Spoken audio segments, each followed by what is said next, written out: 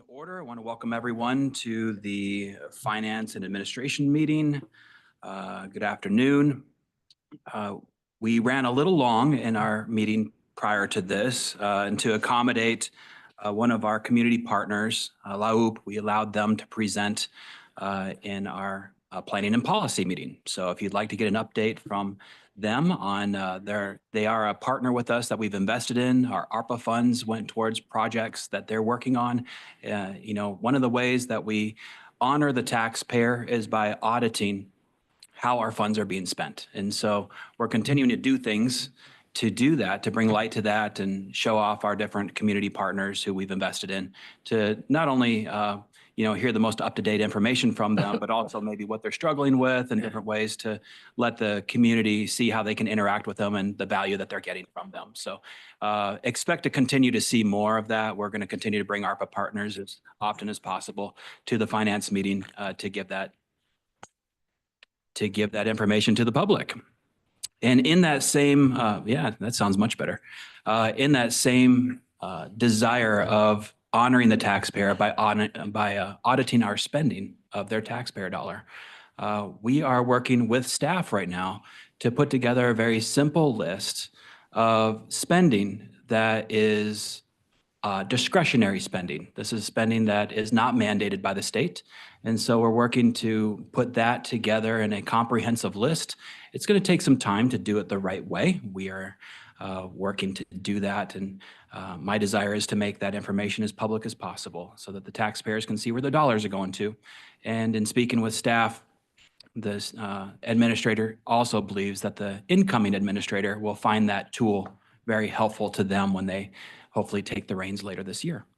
So Maria Martinez spoke on behalf of LAUP as the first item on the agenda. And as I said before, she's already given that at the prior meeting. So we've made a different accommodation for this meeting. We are allowing our county treasurer to come forward and give us an update and also to help her schedule that she's trying to keep today. Yes, thank we're you. Address item number 8 as well on the agenda. Yes, thank you so much.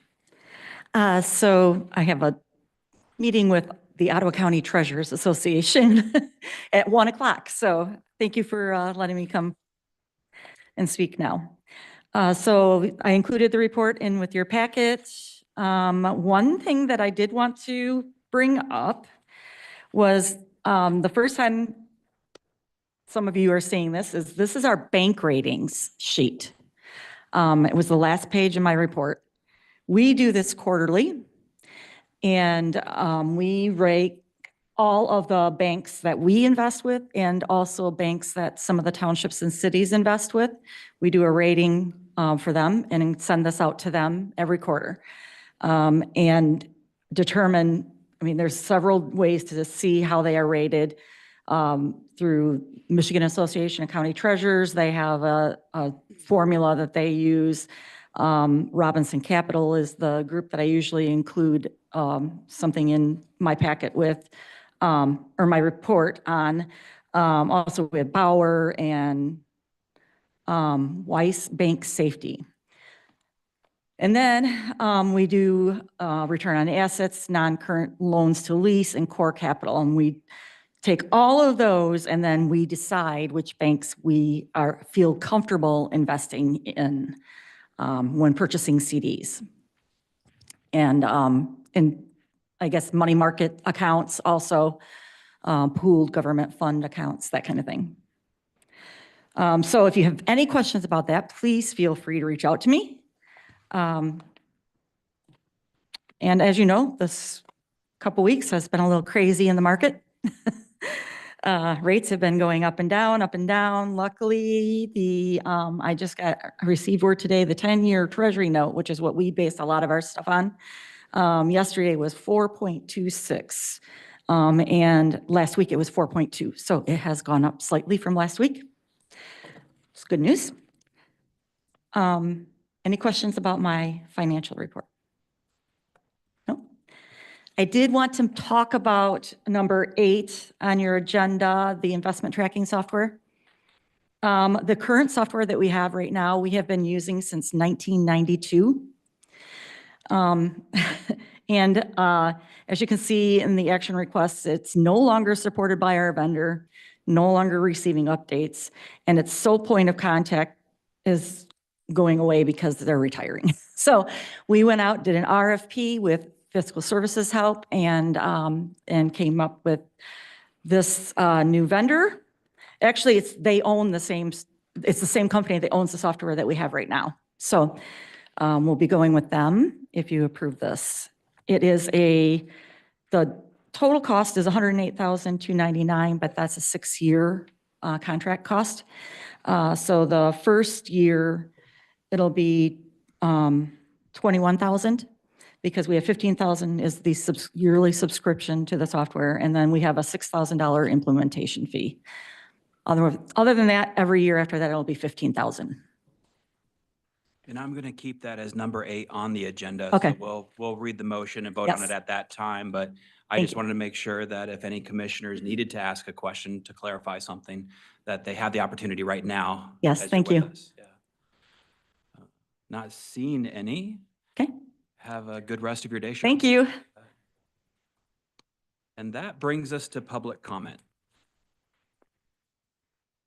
Anybody like to come forward to make public comment?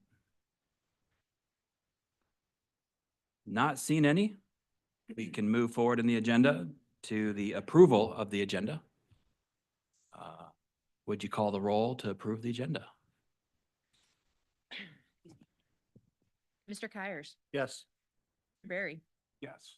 Mr. Teeples, Yes. Ms. Rhodey, Yes. Mr. Zelstra, Mrs. Wenzel, Yes. Mrs. Medema, Yes. Mr. Georgezma, Yes. Mr. Bruger, Yes. and Mr. Bonema. Motion passes. Thank you. Moving on to consent resolutions, we need to approve the minutes from the March 11, 2025 Finance and Administration Committee meeting. So moved. Any discussion? You call the roll. Mr. Barry, Yes. Mr. Bruger, Yes. Mr. Zelstra, Yes. Mr. Teeples, Yes. Mrs. Wenzel, Yes. Mrs. Medema, Yes. Mr. Georgezma, Yes. Mr. Kyers, Yes. Mrs. Rhodey, Yes. and Mr. Bonema. Yes. Motion passes. Statement of review. The suggested motion is to approve the statement of review. So moved. Second. Any discussion? If not, please call the roll. Mr. Teeples, Yes. Mr. Georgezma, Yes. Mr. Bruger, Yes. Mrs. Medema, Yes. Mrs. Wenzel, Yes. Mr. Barry, Yes. Mrs. Rhodey, Yes. Mr. Zelstra, Yes. Mr. Kyers, Yes. and Mr. Bonema. Yes. Motion passes.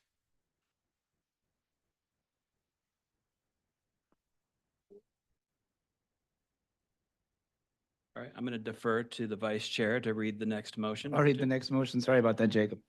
I'd like to make a motion to approve the general claims and forward to the Board of Commissioners. Let me rephrase that. To approve the general claims in the amount of $15,129,011.70 and forward to the board as presented by the summary report for March 1, 2025 through March 31, 2025. Thank you for cleaning up the language. Well, I want to make sure I was sensitive to what Mr. Rhodey was talking about. I'll second the motion. Everybody is ready to move forward. Let's call the roll. Mr. Kyers, Yes. Mrs. Medema, Yes. Mrs. Wenzel, Yes. Mr. Barry, Yes. Mr. Zelstra, Yes. Mr. Bruger, Yes. Mr. Teeples, Yes. Mrs. Rhodey, Yes. Mr. Georgezma, Yes. and Mr. Bonema. And yes. Motion passes.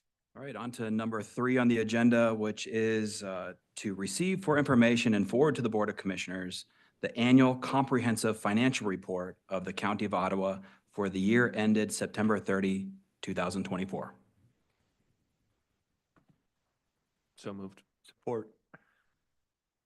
Any discussion on this one? We have Karen here.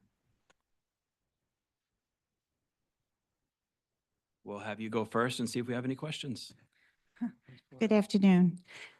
This is an annual report, so the county is required to annually have an independent audit. The firm that we hired to do this is Vredevet Hafner. We have with me here today a partner from that firm that is going to go through the report a little bit with you and then answer any questions that you have. Mike? Welcome, Mike. Good afternoon. My name is Mike Vredeveldt, representing Vredeveldt Hefner LLC. Just here to report on the audit a little bit. Thank you for having us out. Staff did a great job. They got us everything that we needed and were very responsive to all of our requests. So I'm just going to do a really high level overview. I suspect you all saw how thick the book was. I'm not going to go into every page. So the first thing I wanted to point out is in the intro section on page 4, it's a Roman numeral, so you'll see IV on there. This is from last year's statement. This is just the GFOA certificate. It's a kind of a little reward you can get for excellent financial reporting.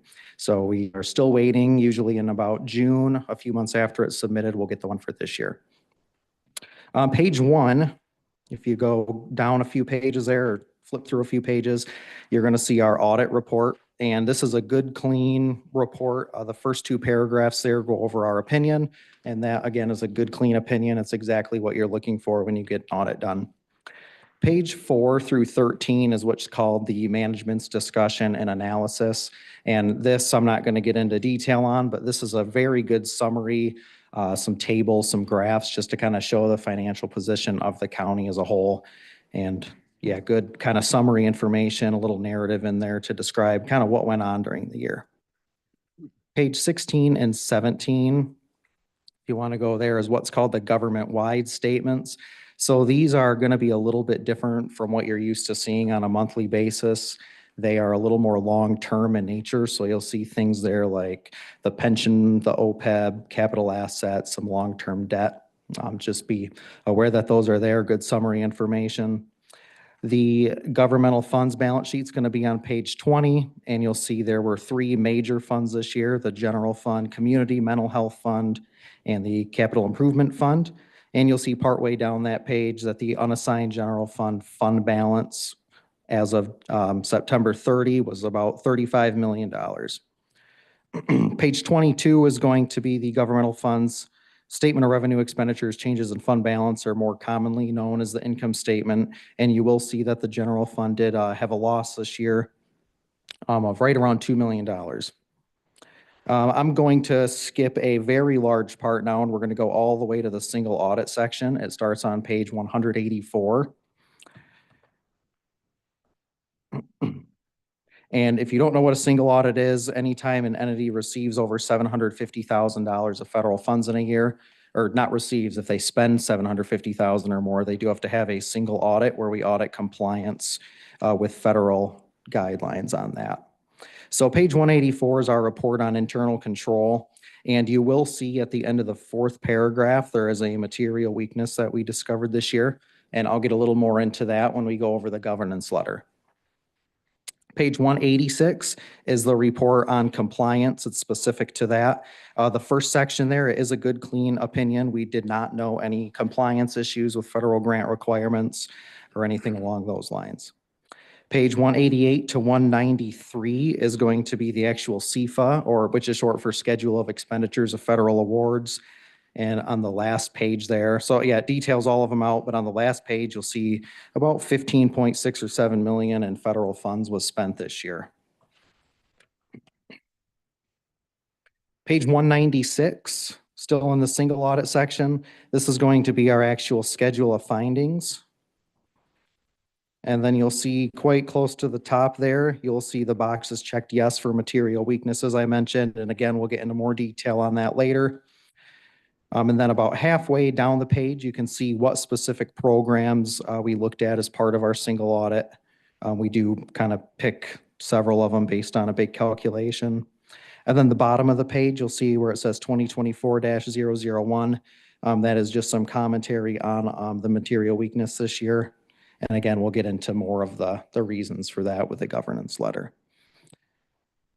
That's all that I have on the big report here. And if there's any questions, we can take those now. Otherwise, I'll move on to the governance letter. Please proceed. All right.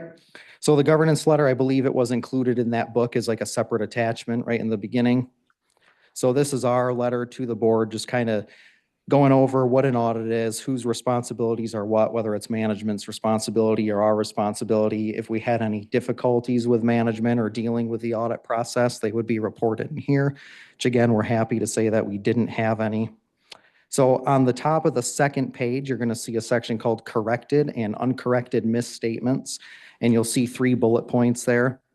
So these were the 3 journal entries that we discovered. They were material, and that's what resulted in the material weakness. And I am on page 2 of the governance letter.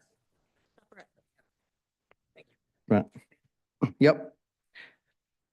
So yeah, top of page 2, those 3 bullet points is what we're going over now. Those were the 3 adjustments that we found and recorded during the audit.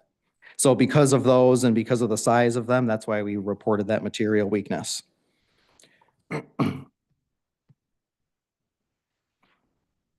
And I wanted to point out about halfway through that page, maybe 3/4, you'll see a section called other findings or other audit findings or issues. And there's 2 bullet points there. So we did note during our audit that budget amendments were completed prior to year end, but they weren't formally approved until after the end of the fiscal year, which is against state law. So make sure that those are being approved by the board before the end of the fiscal year. The other one that we noted was we were unable to tell if the bank reconciliations were reviewed. There wasn't any evidence of that approval. There was no documented form that we could find. And then we did discover that they're only being reconciled right now to the treasury system. I don't know what that system's called off the top of my head, but make sure that those are being reconciled to the general ledger program, which is Munis. So I just wanted to point those out.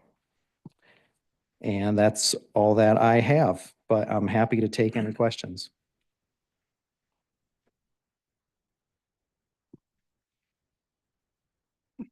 So I want to jump in for a second. So I had asked Mike to specifically talk through, we have frequently, we prepare these statements. And so I think this is the first time the board's hearing this, and you're probably not used to, and for new board members. And so the material weakness is kind of a new term. So that language, I think we had a public comment last year. Somebody stood up and without it being addressed by the auditors, they came forward and they said, oh, material weakness. And it sounds, that language in the back of the book, it sounds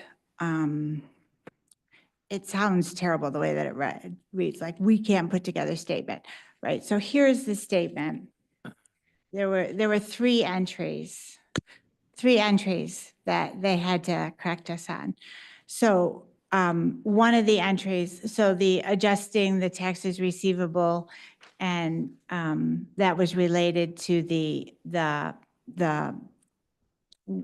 way that cash was recorded, and we found an adjustment with the treasurer. And the additional payables, there was a accounts payable and a parks project that we had missed that came in very late. And so we didn't record that because it rolls over automatically, and we just did not, we missed it, right? So, and then when we record our net pension liability, it's a very complicated process that we go through to do that calculation.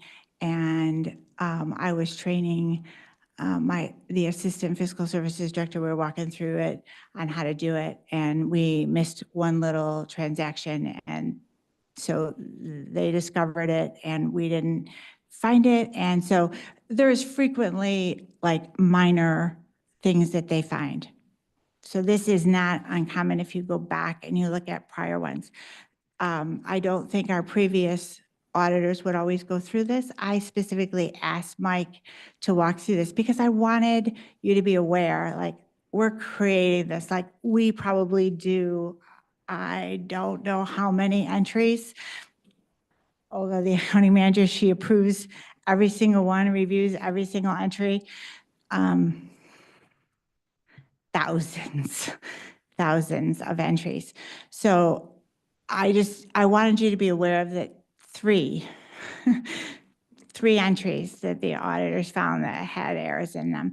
And that produces something where they say that we can't, that produces something that says that requires, and the language is kind of mandatory that they put in here that says that they're questioning our ability to produce this book. And now, not most finance departments don't do this book. Most audit firms do this book for finance offices. I think it's really important that we do this book because I think there's a lot you learn and you know about your organization when you have to put this together. And so we missed 3 entries. And so if the person comes forward and says, reads that comment, I want you to know what that means, right? And on those audit, when they do compliance for those $15.6 million of federal grants, they didn't find one compliance issue. And they're even pickier about those. So, okay, there were 3 entries and not one compliance issue. So I thought that it was important. I don't know if that person will show up again, but I know last year when they read that, I don't know what the board thought because no one ever asked me anything, but like I was in the back of the room, like sinking in my chair. So I just felt like I would rather have it out in the open. We missed 3 entries, right? So there it is. And so, anyways, there it is. Karen, sleep well at night. We are always impressed by the amount of work and diligence that you put into being perfect. But my goodness, Yeah, so- outstanding. But anyways, so All right. Was there any other questions or comments? I do just Commissioner want to Roddy. say thank you. Thank you for clarifying because it is always helpful. So, It does always sound really bad, but yes, this is a huge project to take on. There's hundreds of thousands of entries that go on during the year. And yeah, we found 3. Well, I'm thankful for your role in this to help us be as perfect as possible. So it's an aspirational goal always. But, Right. appreciate your diligence. Chair Bonema. Oh, I'm sorry. Commissioner Miedema. Thanks for being here today. Yeah. And is there anything that you wanted to highlight the positives? So Karen had to kind of feel like she had to defend all the work and she's been doing phenomenal work. Is there anything that you would like to bring to our attention that you were really appreciated as you did the audit? Yes, so this was Olga's first year in the role, and a new software was implemented. And then I believe there was some other software changes kind of more behind the scenes of what we look at. But that all got straightened out. I know it took a tremendous amount of work, especially with that software that puts that whole book together. It takes a lot. It's every single account coding exactly where it needs to go. And they all go in not just one place, it's like 8, 9, 10 places. So yeah, that was a huge positive, and I think it went as good as it really could have for a new software like that. And yeah, 3 entries out of everything that we looked at that's not a down, I'm not putting down the county in any way. We find them everywhere. One of them was related to the pension calc, which is easy for us because I do 50 to 100 of them a year and they do 1 a year. So that's always tricky. And then one of them related to kind of the timing between cash and receivables, which I believe if this bank reconciliation review gets completed, as we mentioned, that should be taken care of and handled. And then the other one, yeah, just a late bill that no one was ready for. Thank you. I really appreciate you being able to bring up that. Just, it's a comparison that's not an apples to apples comparison, but in my role as a past preschool teacher, we would have licensing come in every year and their job was to find things to correct. And they never highlighted all the positives. It was, can we find something that just needs to be tweaked a little bit? So it was just my comparison in my brain a little bit. All right, Commissioner Roddy. thank you. So I was just noting on page 7, kind of where you were going through some of the high-level analysis. our total net position increased 9,784,000 during 2024. Just wondering if there's any other high level points to take away.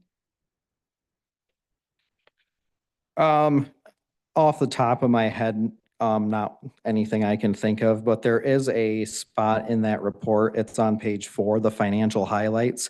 That's going to kind of go over the biggest things that happened during the year. And the MD&A is actually technically unaudited information, so I know that Karen and Olga are very familiar with every word in there, or I am less so. Anything else? Commissioner Teeples? Thank you for this. Mhm.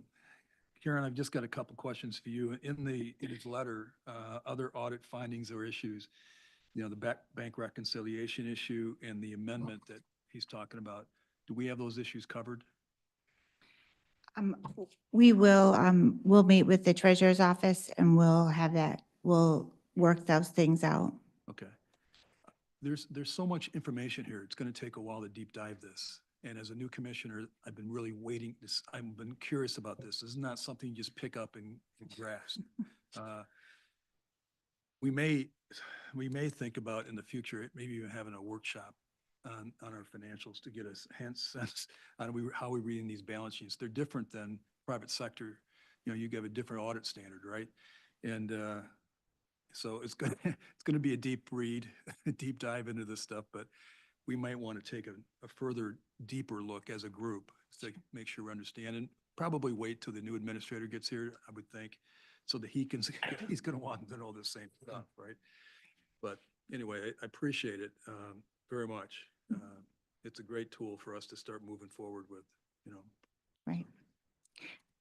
And we have done work sessions before with this, Yeah. and so it's Mhm. a common thing to do. Yeah, I think that's a really wise thought that you shared, Commissioner Teeples. I had the kind of a similar thought coming in today going, this is almost like the first part of it, and we get to have this little tease of a conversation, and then Yeah. wanting to, as you kind of have spend time with it a little bit more and dive into maybe some more discussions. I would agree with you. And just as a frame of reference, as you do look through it, I think what Mike was referring to, the pages 16, 17, 18, when he said you'd be seeing things that you don't normally see, like pension liability, assets, when we normally look in government, that's not something that you normally see. So right there in the very front, they're making us show government in full accrual. That's not something that I don't generally show you on a quarterly basis. We don't generally talk about. This is probably the only place you will ever see that kind of activity. And so that's why he pointed that out as separate and unique. So there's actually kind of even two accounting views right in this one book. So when you're seeing that, that's a whole, like they even show you a couple different views here, so it is the way they put it together. They keep adding to it every year, which they keep saying they're going to make it easier for us. And they just make it more complex for people to follow. Yeah, I've seen hundreds of financial statements, and most of the time it's over my head regardless. And I'm thinking this is, we're a bunch of laymen here, right? No experts on this board except Doug. Because he went to Michigan State. Oh, I mean, U of M, right? I'm just kidding. I know you did. I'm just kidding. Anyway, yeah, so. All right. The administrator, please. I believe that Karen, more than anybody, deserves some stability in this seat. Her and her staff have been through a tremendous amount of educating, trying to educate, re-educating people that she needs to give final approval to things. As a former elected official and department head, it's really easy for us to spend money. to start accounting for everything we spend is probably one of the hardest things, I think, in the entire county operations. Karen and her staff does it very, very well, as you can see. And both Ron and I have been pretty amazed at what we see as we're getting ready to launch into the new budget process and how everything comes together and it ends up in a document like this is pretty phenomenal. And I know everybody feels the same way about fiscal services. So again, you know, her and her staff are just second to none that I think you'd find anywhere. So again, I think it's important for the new person in this role to recognize early on, and I believe they will, the importance of that department. You know, as a somewhat new commissioner, as I, you know, just went through the same process that a lot of you are going through, it takes 1 or 2 budgets to feel like you've got your legs underneath you, because it is different. I've sat on many boards over the years, but you know, this process is different. So we absolutely can schedule a work session. I think that'd be very valuable to everybody and hopefully be profitable too. Any other discussion? Otherwise, I'll reread the motion so that we.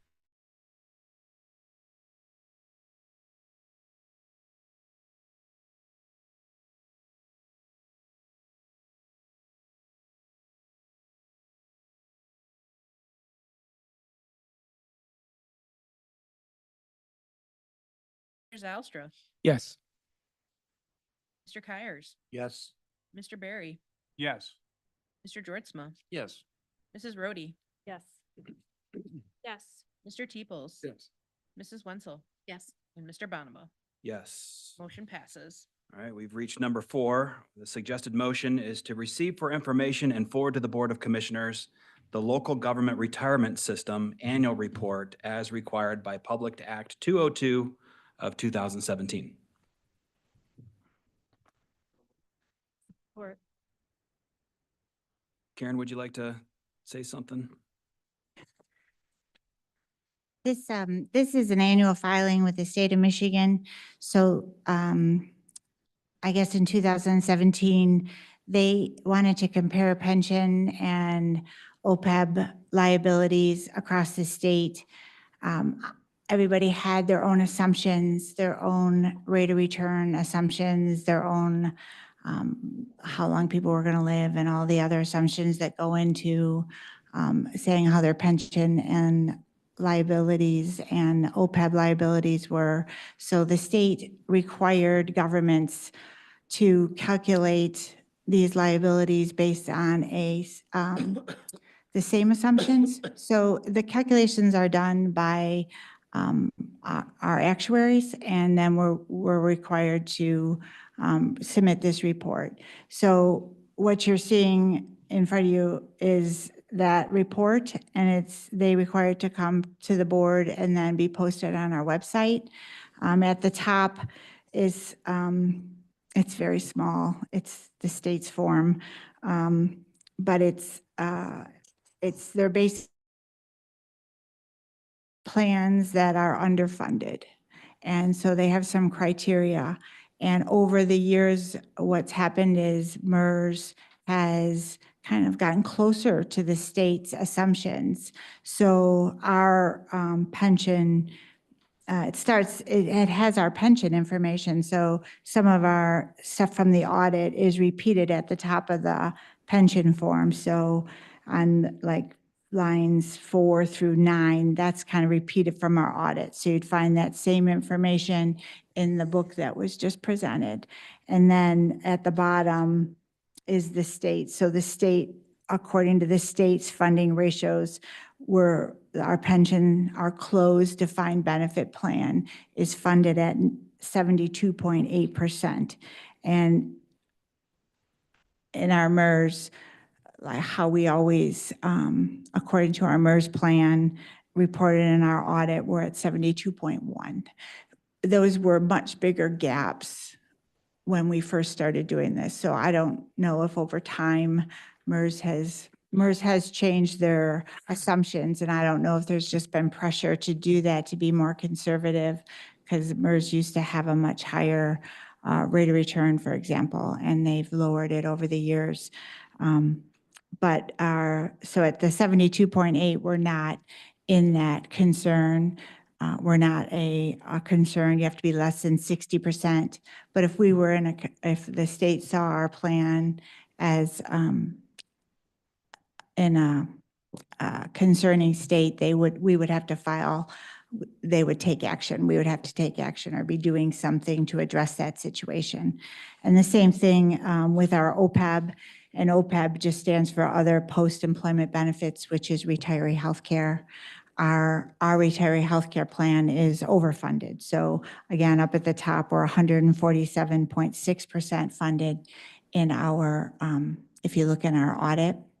So we're funded over 100%, and even at the states, using the states required levels, we're 148.2% funded. So that plan is funded, and there's information in our audit there too. So there's information on page 98, there's a trend, and there's information in note 13. So this is just a refiling that's required by the state. So we do it every year. And then, but they require it to be on our website for all citizens, because they wanted everybody to see equally across the state, have something to look at, to compare municipalities across the state to see how funding was. What is the standard that the state has by which they determine if they need to step in or not?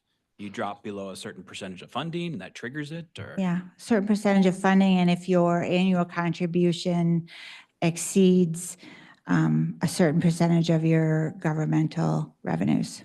Any idea where that percentage falls? It's 60%. Yeah, it was in your, I wrote it down in the, in the action, it's in the write-up at the bottom. But for the PEDSHIT, it was less than 60% funded, and for OPEB, it was less than 40% funded.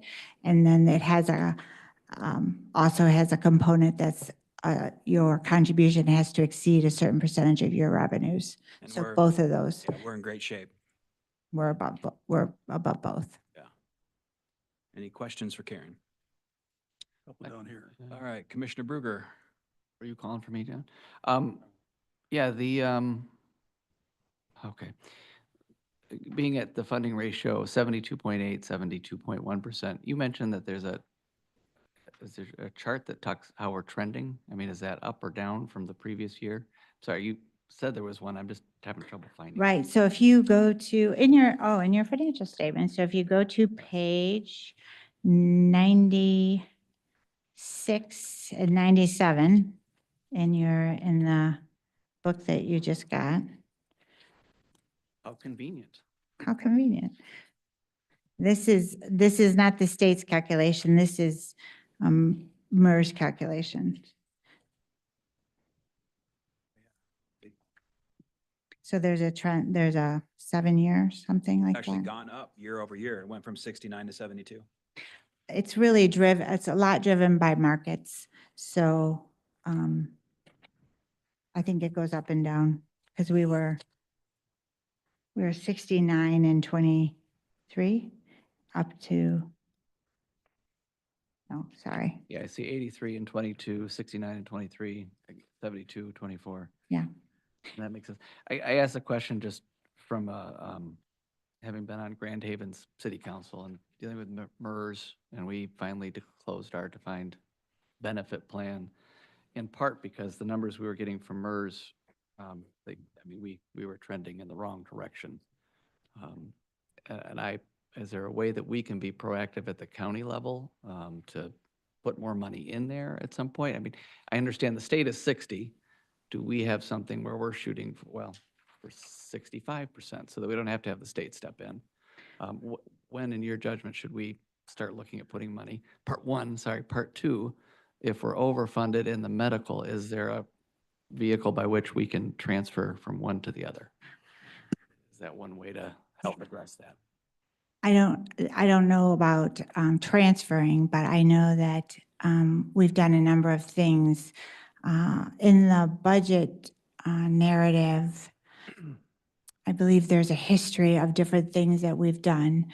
So if you look in the budget, the transmittal to the budget, I think you'll see at least high level some of the actions that previous boards have taken. Some year we moved $10 million into the account or something. We've done extra contributions. We issued pension bonds in 2013, 14. There's a 0.3 mil, so we're at that 0.3 of that 3.9. So Goes directly toward. it kind of helps the pension, the unfunded pension liability, helps the pension liability in the counties, because that liability, when you're closed, with the number of closed participants, because we were at 800 employees probably when we enclosed, and now we're less than 300. So we extended the way that we're paying off the liability. We extended that 5 years. So we've done a number of things, and it's definitely on the list of things to look at again because of MERS and the market, and it's always good to keep your eye on it. We had a conversation. We have a meeting usually annually with MERS and Human Resources and the administrator. We had one last year with John Anderson, and I think that what came out of that was, and Zach realized that the judge's plan was still open, and I think that led to closing that plan this year. So I think there's probably always room for discussion there and where we are, and just looking at that from a financial perspective. So it's, when you have an open plan, it's something you always have to look at, but. And what I heard from you is that we do have tools to address it if we decide that there's a percentage that we've hit that we would like to shift it in the opposite direction. Yeah. That we've done in the past. We have done that, and we probably need to take another look at it. Thank you. Let's go to Commissioner Barry. Just an observation on, Pull that up. we had the MERS at the Herrick District Library as well, and MERS would just drive me absolutely nuts over time. You can feed it, and just depending on what's happening in the market, it's kind of stuck. But correct me if I'm wrong, with no new participants in the pension plan, it's got to reduce the amount of contributions that are going into the plan at that point. Is that fair? The employee contributions go down. Yeah, so, but you still have the obligation, so you're really dependent on market performance and actuarial assumptions of how long people live, and people are living longer, and the market's been a little bumpy here for a little bit, so it's like to be at 72% funded that's a commendable place to be, I think.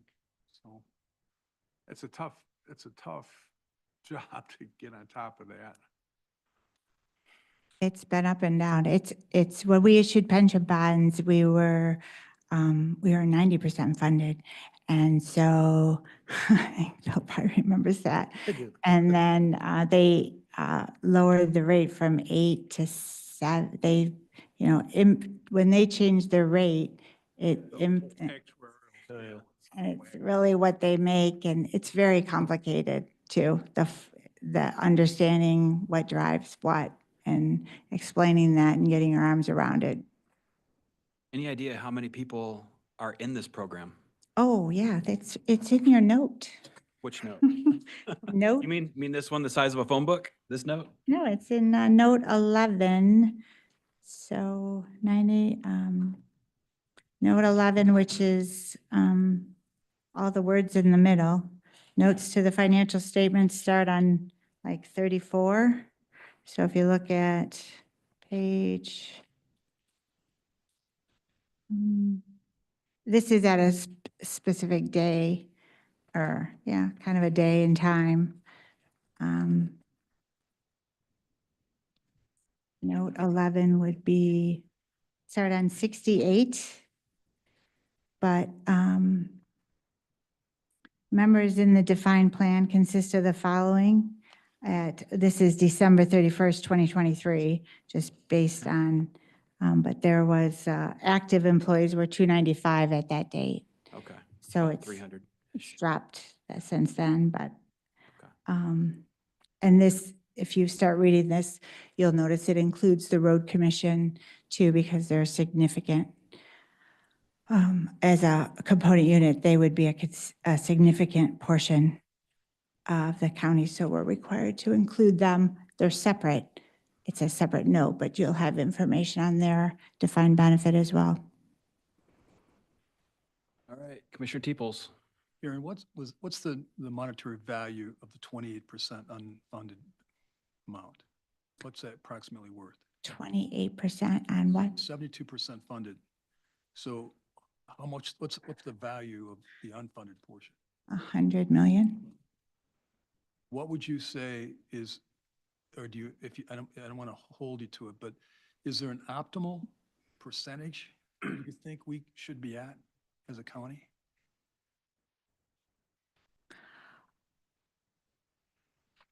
I think that when the, I think that you want to be, when those retirees want to collect, you want to have money in the bank. How about that? Appreciate that too. That's a good statement. That's what Merce says. I don't know for right now. I would say you,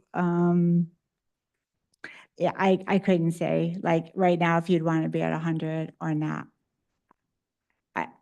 Yeah, it's hard to say at this point. I mean, you want to be as close to 100 as possible. Unfunded, I'd like to be at 100 and I'd like to be paying normal cost. But the likelihood of all 100% of the employees. There's being on- there's nothing wrong with being where we are, but the unfunded is because people have lived longer than we thought they were going to, because the market didn't perform as we thought it was going to. And I mean, I'd like to be at 100% and be paying normal costs and just paying as we go from here on out. So there's nothing wrong with 100% either. Just have to find $100 million. Yeah. Well, the state has the same problem, right? They. Everybody on has their the same pensions. problem. It's a big deal. Not everybody. I shouldn't say everybody, but, and some people have even problems with their OPEB as well. I mean, they have problems with retiree health too. So, This may be one of the questions we address as a board about priorities of future spending. You know, at least to start whittling it away. Kind of reminds me of a student loan that just doesn't seem to go away. But $100 million is a lot of money. So anyway, thank you very much. mhm. All right, if we're ready to vote, let's go ahead and call the roll. Mr. Zylstra, Yes. Mr. Bruger, Yes. Mr. Georgezma, Yes. Mr. Kyers, Yes. Mr. Barry, Yes. Mrs. Medema, Yes. Mr. Teeples. Yes. Mrs. Rhodey, Yes. Mrs. Wenzel, Yes. and Mr. Bonimo. Yes, Motion passes. thank you. All right, number 5 is the suggested motion is to approve and forward to the Board of Commissioners a contract with Dyke House Construction Incorporated for construction services as they relate to the probate court renovation at the Grand Haven Courthouse for a total cost of $72,198.70. So moved. Is there anybody here to speak to this today? Fantastic. Thank you, Abby. Oh, we're teaming up. The team. Hi, everybody. My name is Abby Mosier. I'm the interim director of facilities, and this is John Vargo. He is the project manager for our facilities department. So I'm just here as a support person for John, and he'll tell you all about it. So this is for the alteration of 2 rooms at the Grand Haven Courthouse to help probate court with their new move. It'll consist of a storage room as well as a self-help window for the public to come to, and a sit-down area for them to file the necessary paperwork. Super. I know that we have a bunch of unused space. It just needs some light modification to be able to maximize it. So, Yep. any questions from commissioners? No? It's pretty easy. All right, let's go to the roll. Mr. Georgezma, Yes. Mr. Barry, Yes. Mrs. Brody, Mr. Zylstra, Mrs. Wenzel. Yes. Mr. Kyers, Yes. Mr. Teeples, Yes. Mr. Bruger, Yes. and Mr. Bonema. Yes. Motion passes. Thank you. Number 6, the suggested motion is to approve and forward to the Board of Commissioners a contract for mailing services for election-related notices that the county clerk's office will send to the Ottawa County registered voters. So moved. Second?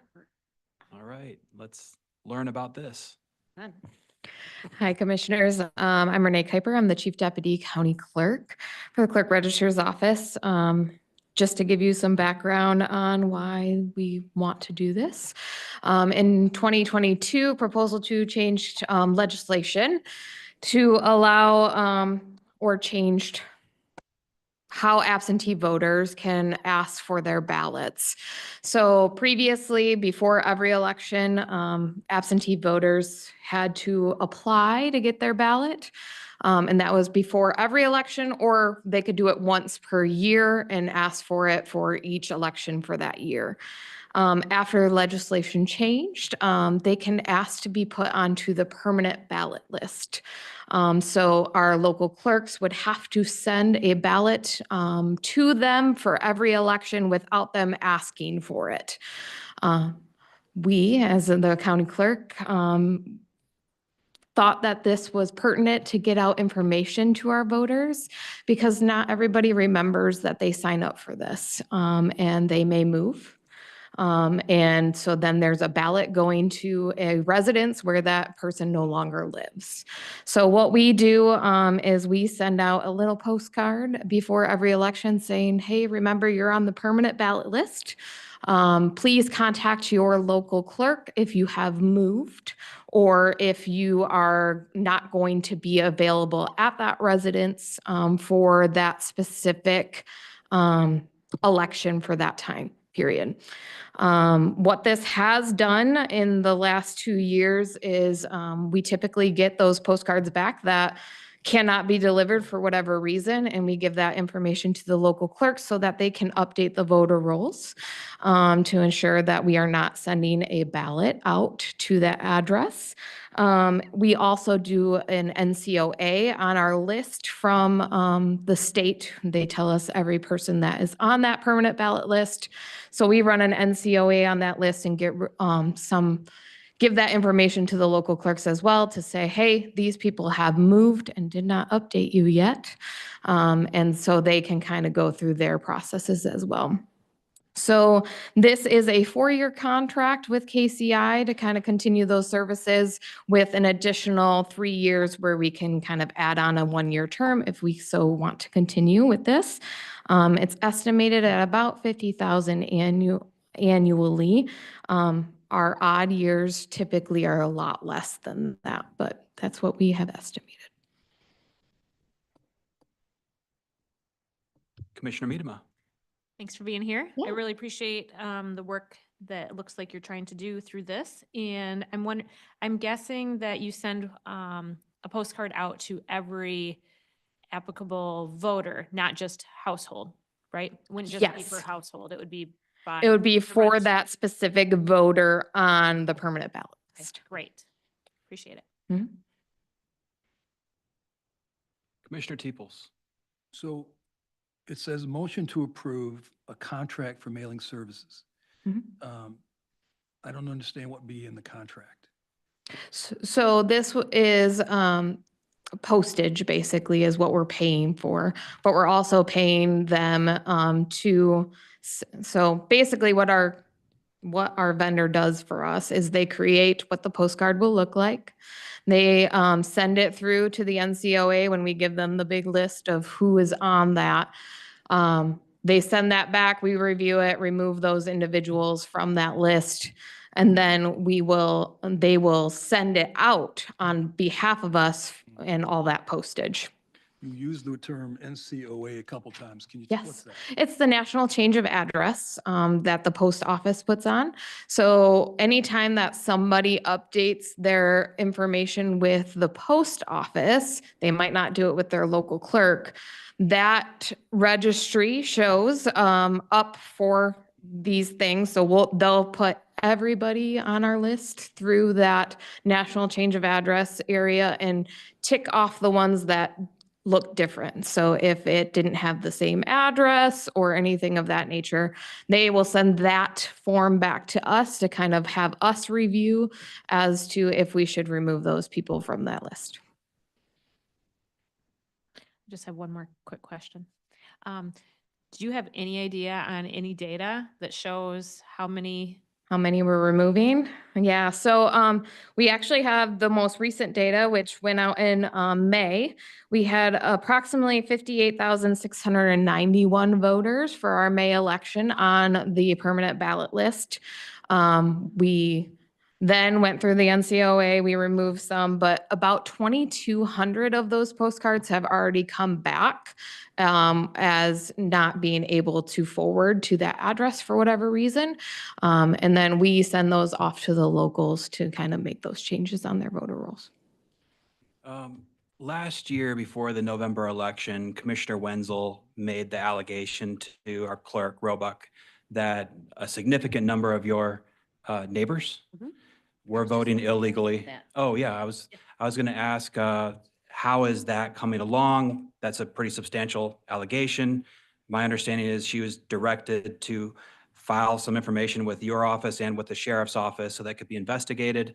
Where are we at on that? Is there any validity to that? So I don't believe you have, yeah, if you would like to go ahead. I was just going to ask that because there are 4 of us, and there were 3 that had people living there that were not registered to vote, or they were voting from that address. So my question is, when that happens, I've actually taken one of my elderly neighbors and through the process of making sure that she goes down here, comes here, and states that those people are not living there in her home. So what is the proper process when, because what I'm doing is just going through all neighborhoods and everything and just finding out, looking at the database, finding out who is living there, who's not living there. So what would you say is the proper process for someone when they have someone living in their home that's not living in their home, that is registered as voting there? What's the proper process to get them removed? So the proper process is to call that local clerk. It's not the clerk registrar's office at the county level, but it's the local clerk. The local clerk from there, if they have substantial evidence as to if that person has moved out of that residence, they then will start their notice process, and that is all directed under them. So through that notice process, if they get information back, they can kind of go through that, but it does take some time. So they just have to call, they don't have to come down here physically? That's a great question for the local. I'm not for sure on their processes and procedures, but I know if there's substantial evidence that other people are aware of, they will take that information into account and then send out their own notices. Okay, thank you. You're welcome. So was there an investigation that took place? Nothing was brought to our attention for Okay, that. We are so- going home by home and taking care of it, and then we're having those people go in and take care of it. Okay, it's a pretty significant and serious allegation, so Yes, very. voter fraud needs to be investigated, and I think you've been encouraged to make that evidence, to the sheriff's office, so I hope you do. I will be honest with you, I spoke with a gentleman that, again, I would have to ask him his permission again, who did that 2 years ago. And he said, don't waste your time. Absolutely nothing was done about it. Start doing it door to door to door. So that's what I did. I don't think that's the way that we work here, Mr. Administrator. No, I would, contact the sheriff's office and, request them to look at it. And I will say, anything that has brought to the county clerk registrar's office as an allegation, we do submit that to the sheriff's department to do some research.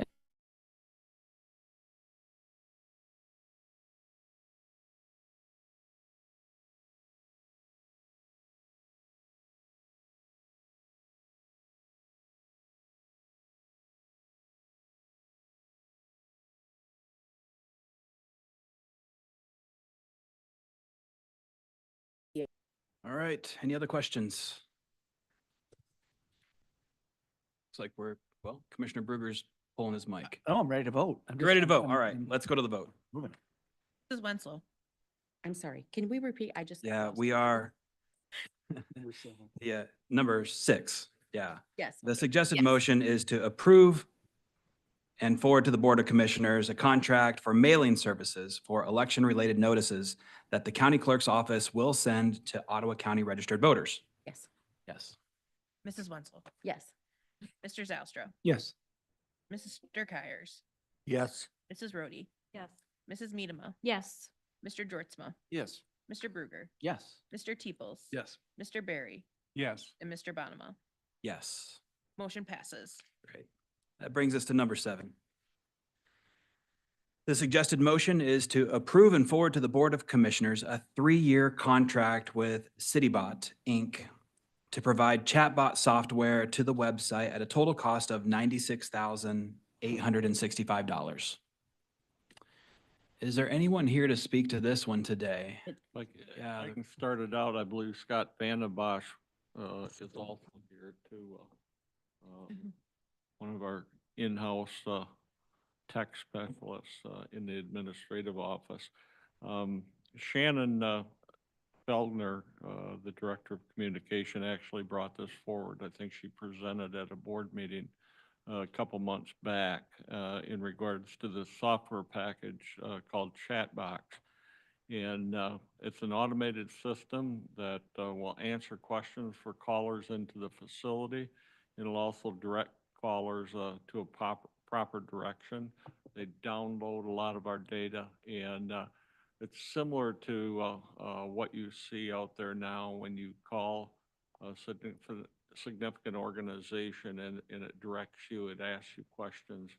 A good example is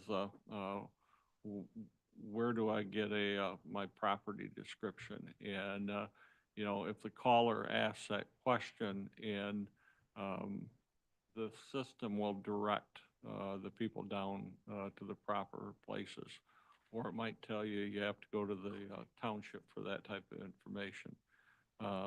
Shannon couldn't be here because she's currently out of the country, so she really didn't want to stay behind to present this. And Scott, I don't know if you have any more details on. Here's the famous face of Ottawa County. Unofficially, according to the Highland Sentinel, they said unofficial. Unofficial. Thank you, everybody. I have been part of the team doing the RFP on this first RFP ever. I had no idea what I was doing, and now I kind of do. The chatbot is designed to ease the experience for residents when they are looking for services, when they have questions about who do I talk to, where do I go, when are these offices open? And what it does essentially is takes all the data that we have publicly available on our website, it crawls through it digitally and takes the data from it and uses this, what's it called? Natural language processing system through AI to give this closed system a natural sounding voice, being able to answer questions that sound natural. It's a great system. If you 10 years ago used one of these systems that didn't use properly implemented AI, it was really clunky and annoying. But now AI has gone very far in just the past 3-4 years. It works really well. The city of Ann Arbor is the closest municipality that uses this system, and I asked it all sorts of questions. It gave me a perfect answer for everything, even things that weren't Ann Arbor services. So if I would ask, where do I go for, let's say, the sheriff's office? You know, that county, I don't remember what county it was, that sheriff's office is not a part of the city of Ann Arbor. They're two different organizations. It gave me the address for the sheriff's office near Ann Arbor.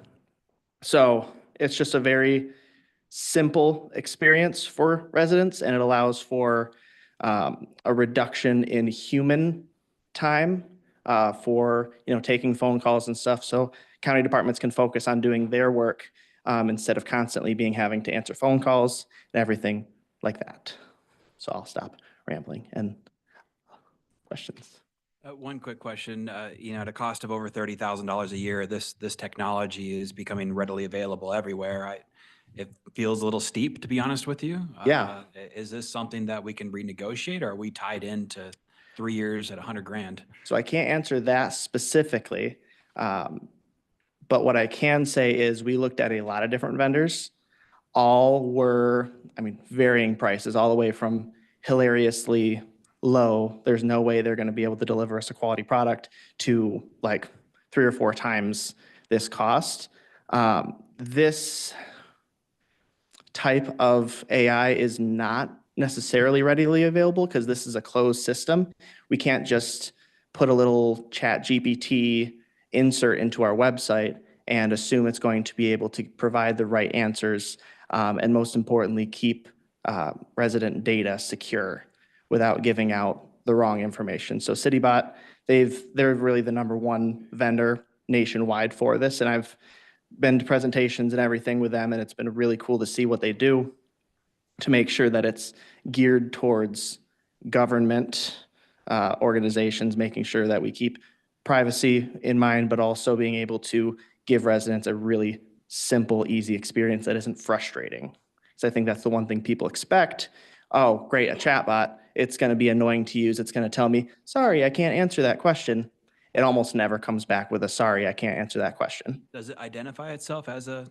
Yes. Okay. Yes, it's very So people obvious. know when they're talking to it that it's not a person. Okay. And there's a feature that, as long as we set it up this way, which we plan to do, where if there is a question that it can't answer for some reason, it lines you up and it sends a message to the right person in that department. Commissioner Miedema. Thank you for explaining and for being here today and for your work in the county. Do you or Administrator Rosema have any, data or anything to show how much time staff is currently spending on fielding phone calls, emails? I'm not saying that that's not happening. I just want to make sure that before we're just jumping into something that just seems like a neat thing because it's the time that we're in, I just want to hear a little bit more of the background that brought us here today. Shannon had all that information when she met with Ron and myself, and they calculated out that the average person, when they call into the facility here, ends up spending about 15 minutes of staff time, and that's between multiple staff. I don't know if you've ever tried picking up a phone and calling into here. It's kind of a round robin type of process, and it's usually about the 3rd call when somebody finally gets the right department. And so she calculated that out based on employee staff time and the wages associated with that, and felt that this was very viable. Okay. Yeah, I just wondered, and when you say that they're jumping around, was there another thought process of being put into maybe just looking at that? Maybe we needed to look at that process, like to make that when somebody calls, this is where it's a main line and then someone just directs them to where they need to be. I can tell you that this has been like a 25-year issue with the phone system here. And it's gotten better over time because you get new telephones. That's about it. It doesn't fix the internal system that we're operating off of. So, do you know, Mr. Rosema, if the people who are calling in, the clientele that are calling in, I know you're not going to necessarily have numbers on this, but are they going to be the type of clientele that are calling that are going to want to use a chatbot? Or is it going to be something more where they want to talk to a live person? I'll let Scott answer that because he convinced me that the average people don't like to talk to a real person anymore. So that's a part of it. To answer your question more specifically, no, we can't guarantee that everybody who is currently calling is going to switch over to a chatbot, and I actually wouldn't recommend that.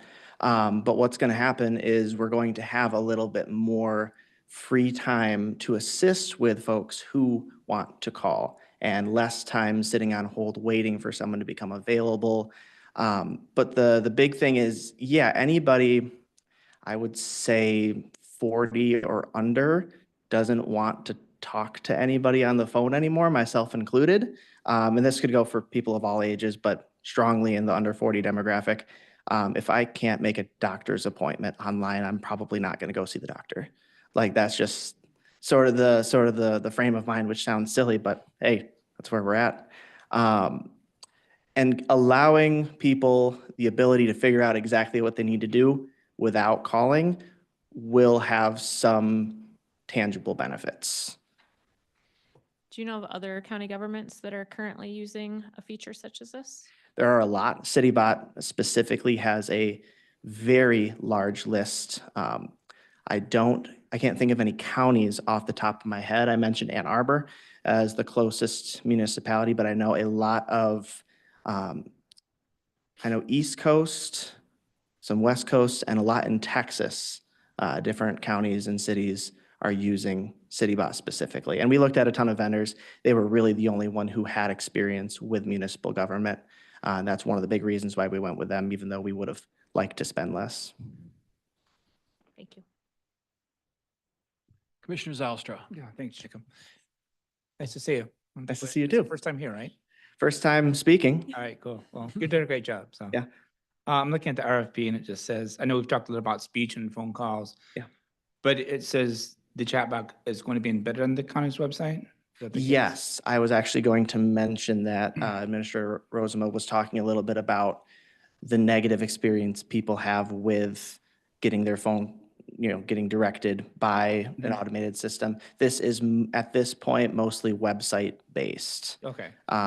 They do have phone call options, voice options, which I believe we're not going with right off the bat, but we can expand to. There's also like SMS texting capabilities, and I think they're going to start adding like Twitter DMing, which I don't think will go with that, but different features that they're adding to. Sorry, I don't know if you even asked a question. I just sort of cut you off. No, that's great. Cause I was trying to like speech versus website. So Yeah. we're starting on website and then backing into speech, hopefully. Maybe if Okay. there's demand for it, if people, because it'll send a little like, hey, how did we do? What features? Sure. And if people say that, then hey. Cool. And then as part of the RFP, it talks about the chatbot having the ability to consume content from PDFs as well as web pages. Yeah. Is that what we're going to be able to see? I mean, do they offer that? Yes. So how it works is everything we have on our website publicly available right now will be just right off the bat crawled by the chatbot, and all that information, it's like a superhuman reading the website. Someone with like an eidetic memory, reading the website, it retains all the information and understands it. Right. But we also have this on the back end, this information that maybe we don't need to clog up our website with, maybe information that is relevant but not directly related to what the county offers. I forgot what term Shannon used for that, but it's like this back of your mind repository of information that we can also add in to train the bot to say like, hey, I want to get a building permit. Where do I go for that? Well, we don't do that. Right. Right. But the chatbot can say, oh, you should go to your local township office. And then it may ask, what township do you live in? Okay, here's the information for that township. Here's who to call.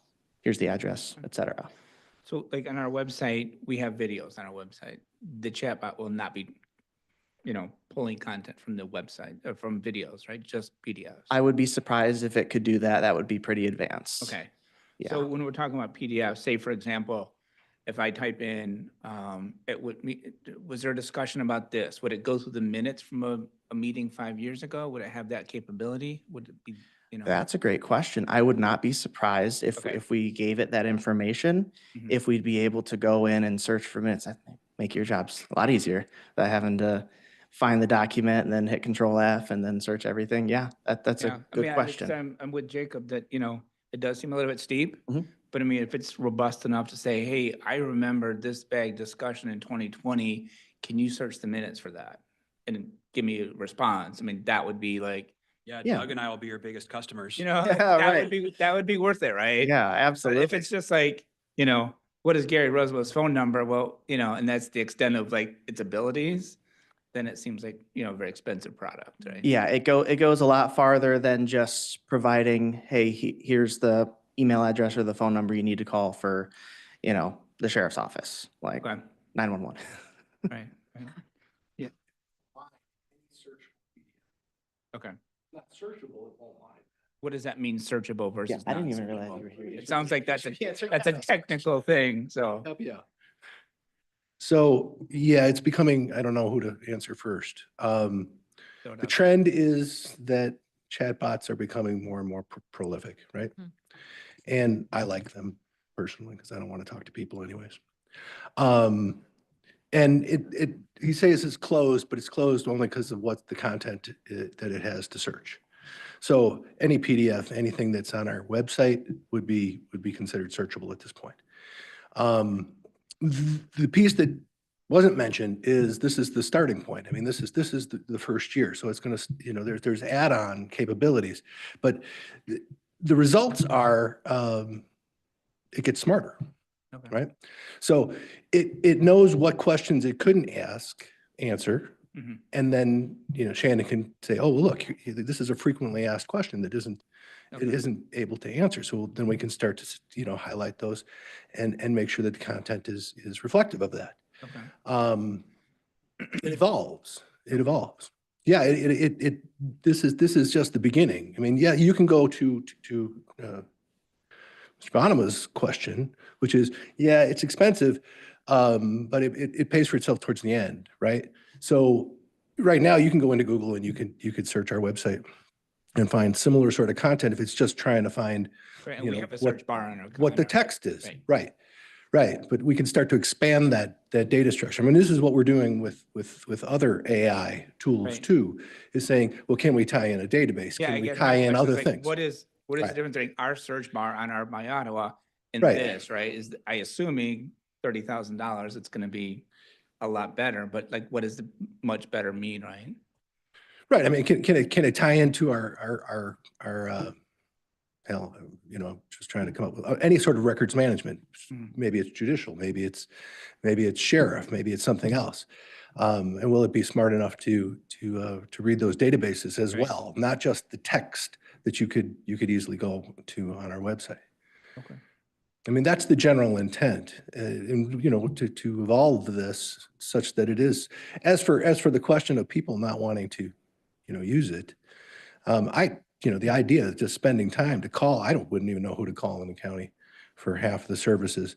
You know, I'd immediately go to something like this and say, well, you know, who do I call Right. on this topic? So even that's helpful. Does that help? Yeah, absolutely. If I may add a couple of things, the word I was looking for earlier was a knowledge base, that sort of back of the mind, not stuff on the website directly, but important information. So if you just want to do some research, that's called a knowledge base. I think the big thing too is, as commissioners, you're all very familiar with how things at the county work, hopefully, but one of my big communications strategies here is trying to help people understand what happens and what words mean and what departments do. And what this knowledge base is able to do, it's able to collect and from people inputting, directors and people with the correct institutional knowledge of how departments work, to put in their knowledge. And then the natural language processing model is able to use that knowledge to give people not just, hey, here's a PDF where your answer is hidden somewhere 30 pages down, but hey, maybe not just, you know, here's the meeting minutes, here's what happened at that meeting or something, or here's specifics on the community action agency program that you're interested in, and give people more personalized layman's terms for how things work that are better explained than just here's a PDF on the website, or here's a page with one paragraph written on the website because that's prettier than 18 paragraphs on the website. Now, you talked about, like, wouldn't necessarily use the word programming, but as we go along, you give it more parameters to search. I mean, you could say, look, we really would like you to say, hey, if there's a question about the budget from 2019, it will pull it up in plain language. Is that kind of what you're saying? Can, yeah, absolutely. And then the other big thing is taking analytics for, hey, here's how often people are asking about dog permits. Here's how often people are asking about this or that. And it can help us find weaknesses on our website, places where we should have answers but don't. And it's just really one tool in a way to improve the user experience and make all of us look a lot better realistically. Because when someone has a bad experience with a phone call, with a website, with you know, a really poorly implemented chatbot because we cheaped out, it reflects poorly on everybody who, you know, has Ottawa County on their badge. Sounds good. No, I appreciate that. Thank you very much. Of course. I look forward to trying to recap this meeting in under 3 minutes because that's my limit on Maybe social one media. day we'll be like, there was a podcast that was made. Can you tell me where in that podcast was talked about? That would be a great idea. Also, I do plan on around the time we launch the chatbot doing either a longer segment or maybe even a whole podcast episode around it. So we'll be able to explain a lot of this information and figure all that out. So I hope you're all listening every week. All right, we're going to go to Commissioner Joritsma and then to Wenzel. Thanks for being here. I think this is very slick. I just went to Ann Arbor's website and was asking it a whole bunch of questions. Go blue. Well, I don't know about that, but That's it. I'm voting no on this. For instance, I think a good example of the technical capabilities of this. So I asked it, this is a city website. I asked it, can I get a CPL, which is not under city jurisdiction? That'd be Washtenaw County. It said, yes, you can. You go to the county clerk's office. Here's the address. Here's the link to the website. Here's the whole process, and just has it all in very clear, plain layman's terms. Conversely, I went to our county website and typed in the search bar, can I get backyard chickens, which would be under the township or city level. And what came up was birding stuff for under the county parks, and then a pre-K kindergarten program. Absolutely no information. And I think so from our townships and cities perspective, there is so much cross-pollination that happens between the county level and our local level. This is going to be a huge benefit just for helping our constituents understand the difference. So I like it a lot. And how many people did you have to talk to on the phone? No, I've just typed it in our search bar, but I probably had to talk to a whole bunch of them. Exactly. I like talking to people on the phone. Maybe that's why I'm up here. But I did also see Calhoun County has this platform too, so it may be worth reaching out to and seeing if it's been successful for them, if they've even rolled it out yet. But yeah, I think it's great.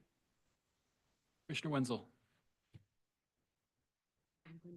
Remember your microphone, Commissioner? On the other side of the spectrum, it seems like every time I use one of those, it's a 20-minute ordeal of trying to get the information that I want, where I can talk to a human and say, this is what I need, and they get me there.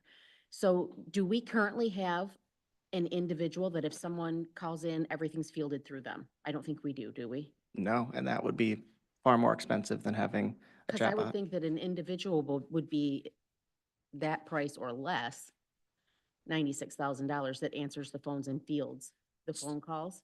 Yeah, the $96,000 is over 3 years. Right. The issue is that individual would have to be cross-trained in every single department of the government, and that would be difficult. And so the goal is for each department to, we're actually going to assign people during the implementation phase to find their most frequently asked questions and even maybe dig a little bit deeper than frequently asked stuff and load into that knowledge base all of that information that people may need to know. And then it's an ongoing process. So if we identify we're getting this question all the time and people are having a rough time with it, that gets escalated.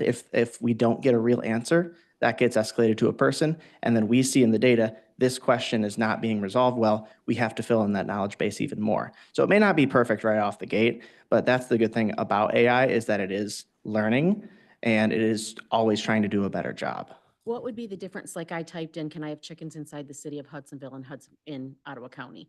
And it tells me exactly what I need to do, the offense if I don't, all of that. So couldn't someone just do this as opposed to having to have that contract for 3 years? You said you just went to Hudsonville and typed I that just in? typed in the search engine, can I have chickens inside the city of Hudsonville and Ottawa County? And it gives me all the information. In Google?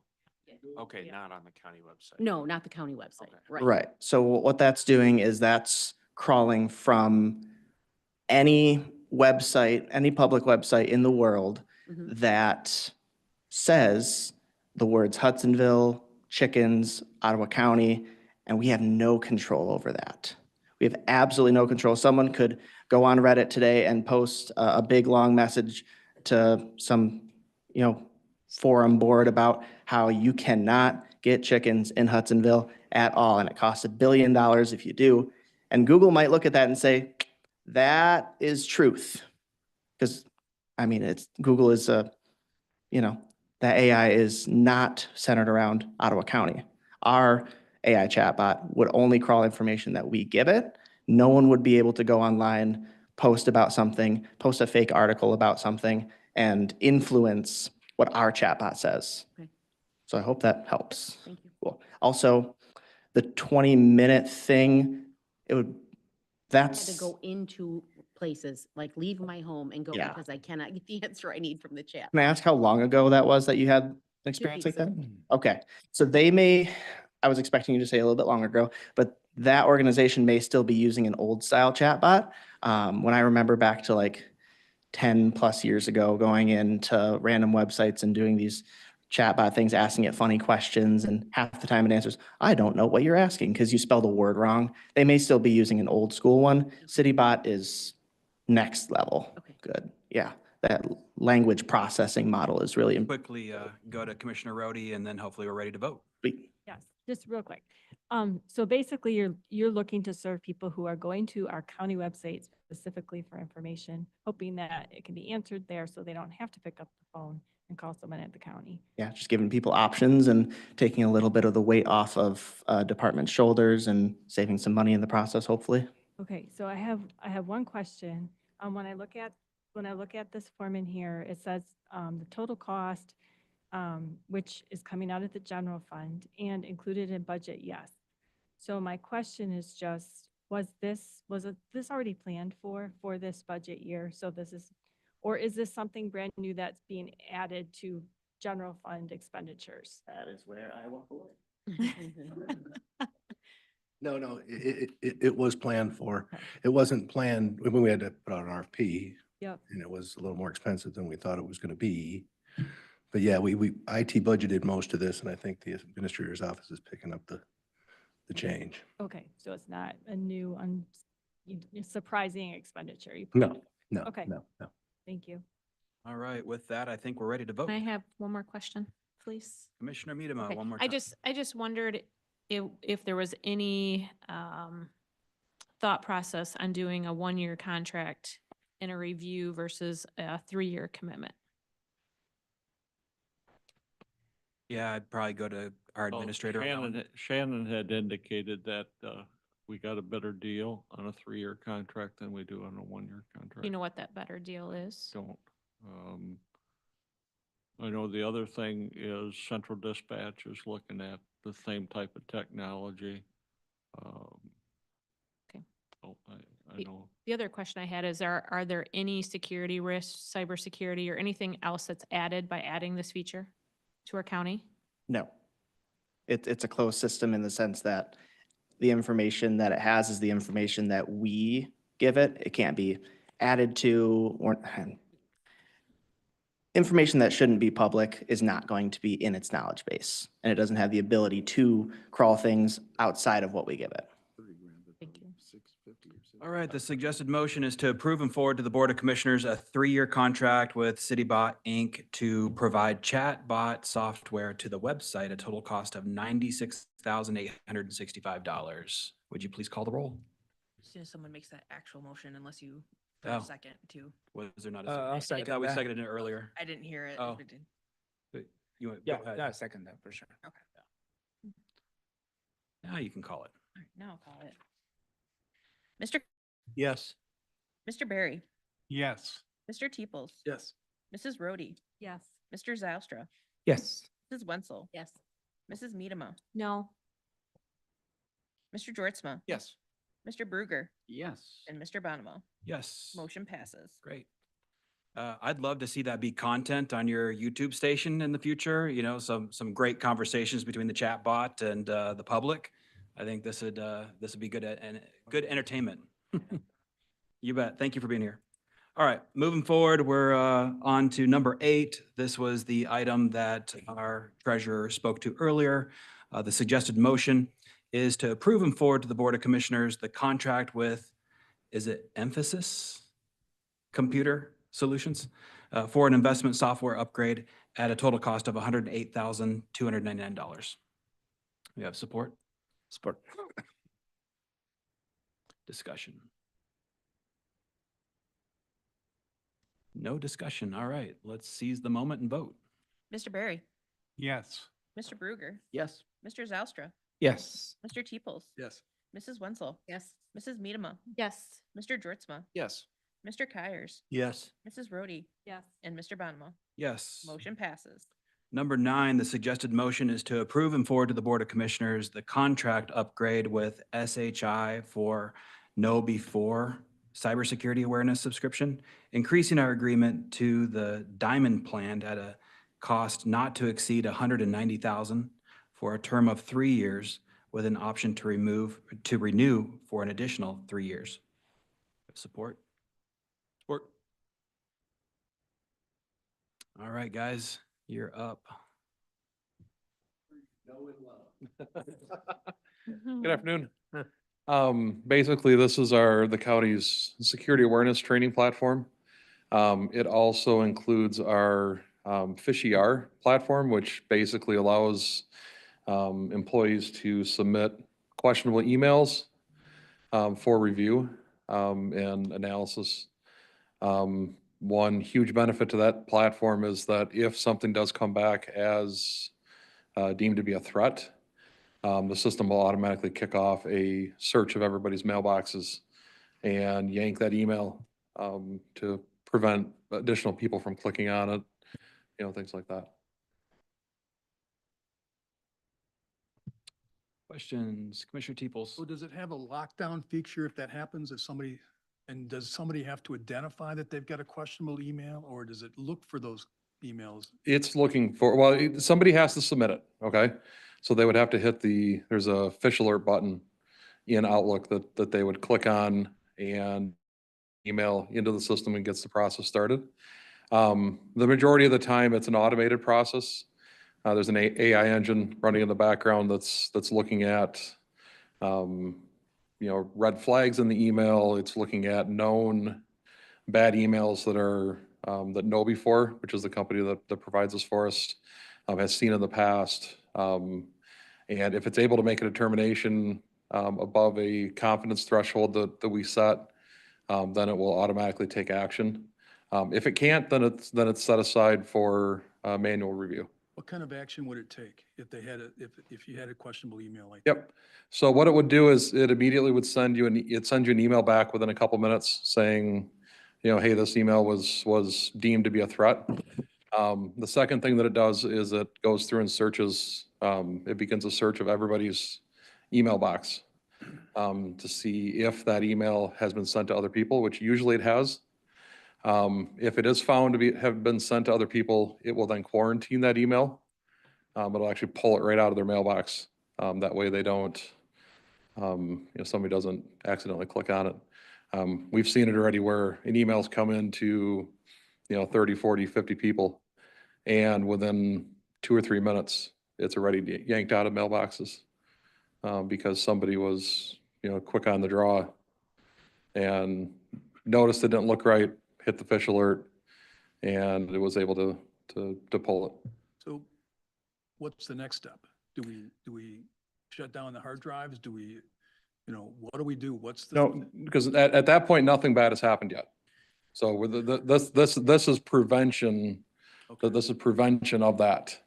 So this is basically we received an email that had a link that went off to a malicious site that looked like a Microsoft login, had somebody put their information in, the attackers would then have had a real set of credentials that they could log into our system with. This is 100% prevention of that happening. So does this supersede the existing security system we have, or is it supplements it? I'm not sure I Well, let's just understand the say an question. employee, let's just say an employee received an email and had an attachment, and they opened the attachment. Mhm. Right now, the virus is in the system. So this is all prior to that happening. Yeah. So security is always an onion. There's always layers upon layers upon layers of security. Yeah. This is to hopefully prevent that situation from happening. But it still requires an employee to trigger the process. Absolutely. Yep. Why is this proposal up to a certain 190,000? Why, are we not at the contract stage yet? Are we still negotiating numbers? This is it's an initial 3-year we've been using Adobe for a number of years for this. So this is an extension. So it's an initial 3-year contract with an option to extend for another 3 years. I would assume after that, the 3-year extension, there may be a small price increase, something So like that. let me ask you this. Yep. Obviously, cybersecurity is a huge issue. Yep. Right? Would you spend $190,000 for this? Absolutely. But only thing I'm hearing you say that it's of value is if some employee sends the notice to whoever of something that's suspicious. Okay. What other benefit does this have? And believe me, Yep. I've been through this. And some of these commissioners know, I've had clients, we've had to pay ransom. So Yep. we've had manufacturing plants shut down. I know the security risk here. Yep. And so I'm really sensitive to this. So I just want to know, when we're paying this kind of money, Mhm. what's the real value we're getting other than, in addition, if anything? Right. Right. So this is, keep in mind, what we've been talking about is just one small part of it. This is also the security awareness training portion of it. So it's all of the content that we send out on a regular basis to employees to help them to understand the risk, be able to spot issues, know what's appropriate behavior, what's not. The upgrade for up to the platinum, inside the diamond level, is basically to enable more content. Our intention is to basically send this out. Right, currently we're doing it quarterly. Our intention is to switch that to monthly. Read training you're talking? Right. Yeah, basically to monthly, 3 to 5 minute, little micro learning nuggets. And in order to do that, we just need more content. The top level opens it up to content from a couple other providers as well. It's all still through the KnowBe4 system, but they've contracted with a couple other places, and so it significantly opens up the amount of content that's available. Yep. What's that? 190 is for all 6 years. 6 years. Right. But it's just the upgrade, right? We're No. already paying a base No. fee, so this is over and above the upgrade? No. Okay. No, this the is whole thing. this is the whole thing, right? It's $190,000 total for across the 6 years, not 190,000 per year. Yeah. Right. For the services we're already receiving Plus, to include the correct. diamond plan. Okay. Correct. Okay. Correct. Our contract is coming due. This is a renewal of that contract with the option to add another 3-year extension onto the end of Would it. it be without the diamond plan? What would the cost be? I don't know the exact numbers. Mike, do you remember?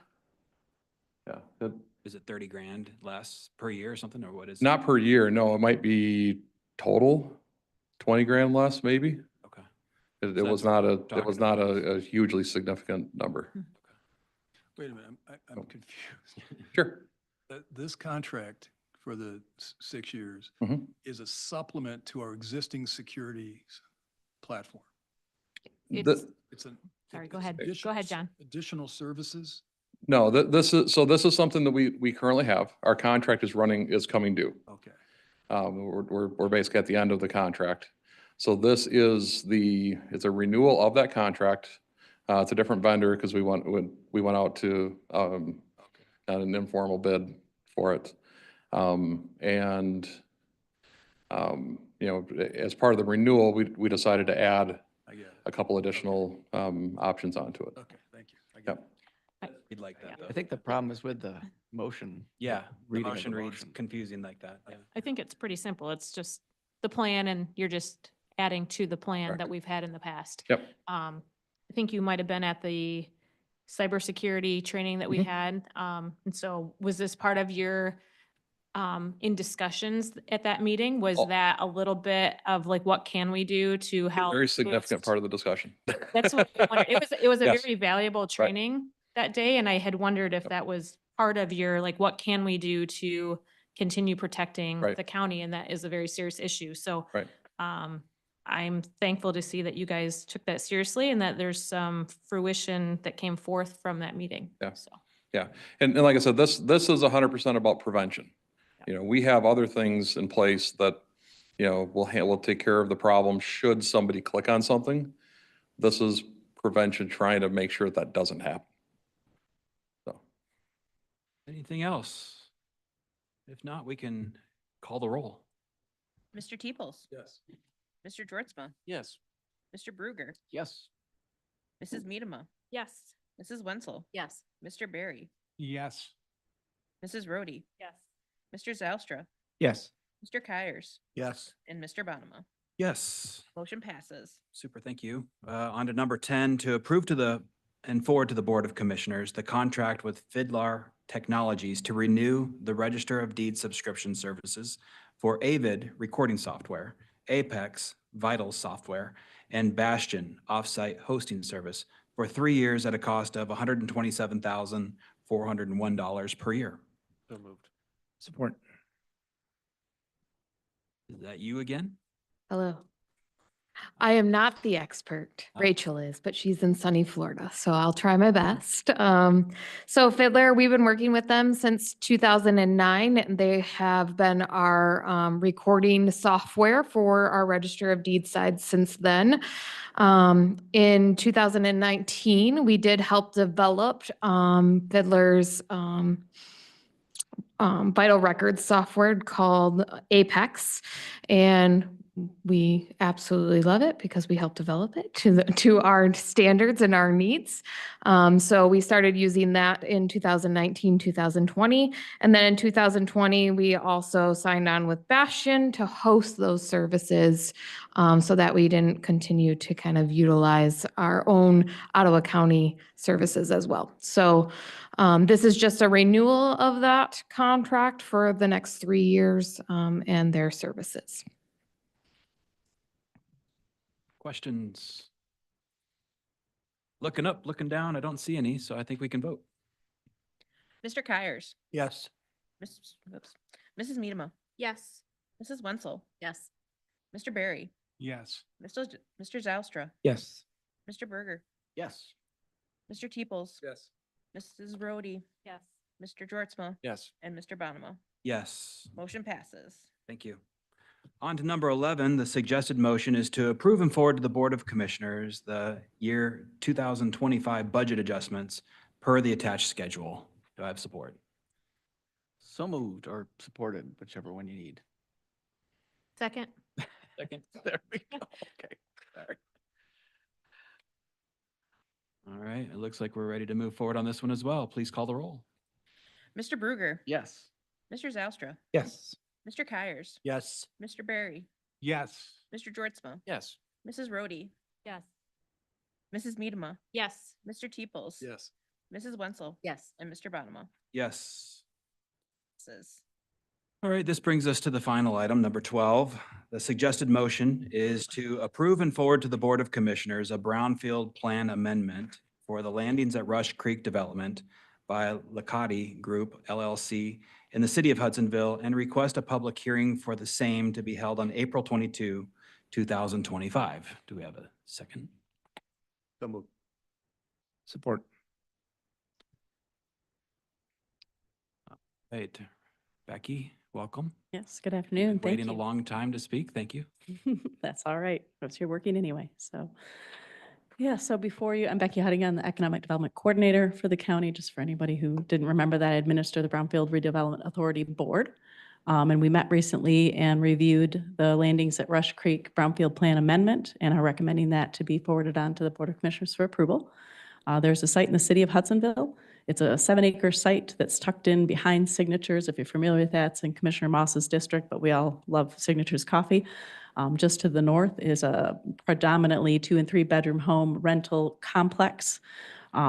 This 7 acres is nestled in there. It was previously a greenhouse that has been defunct since the early 2000s, so it's been just sitting there vacant for roughly 2 decades.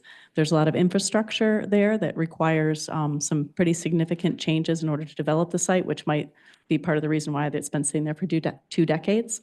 So Licati Group has proposed a plan that fits with the City of Hudsonville's plan for the development of that site, and it's offering 84 one-bedroom units stacked on top of 2-stall garages. And they are proposing this Brownfield Plan amendment as part of that project. And just for clarity, it says amendment. That's just a nomenclature that we use internally. It's basically just a Brownfield Plan. The amendment part is strictly academic because the way we have things structured here in the county. So they're seeking approval for that. When we're here today to answer any questions and provide information. And just as backstory, Commissioner Barry serves on the authority. It's his first year. Commissioner Bruger has been on for a while, so some of you are familiar. Commissioner Kyers served for years on the authority. But just for backstory, for those of you who are not as familiar, the county authority exists to serve the local units, to allow them access to the Act 381 incentives and opportunities that are there. We actually had our first Brownfield plan ever was in the city of Hudsonville in 2011. We've approved 2 other Brownfield plans for the city of Hudsonville back in 2024. Supported them with some EPA grant funding here and there, Brownfield Incentive Program funding here and there. Their vision for what they want for their community is very solid. This plan comes to you with concurrence as written from the city of Hudsonville and from the authority. So I can expand a little bit, but you did have all the information in the action request. It was fairly detailed, the plan in front of you. And just again, super basic. What it requests is to utilize tax capture as part of the project funding. And what that does is the developer comes into this property, which currently stands at $137,000 roughly of taxable value. They're going to invest in that and increase the taxable value to about 6.6 million.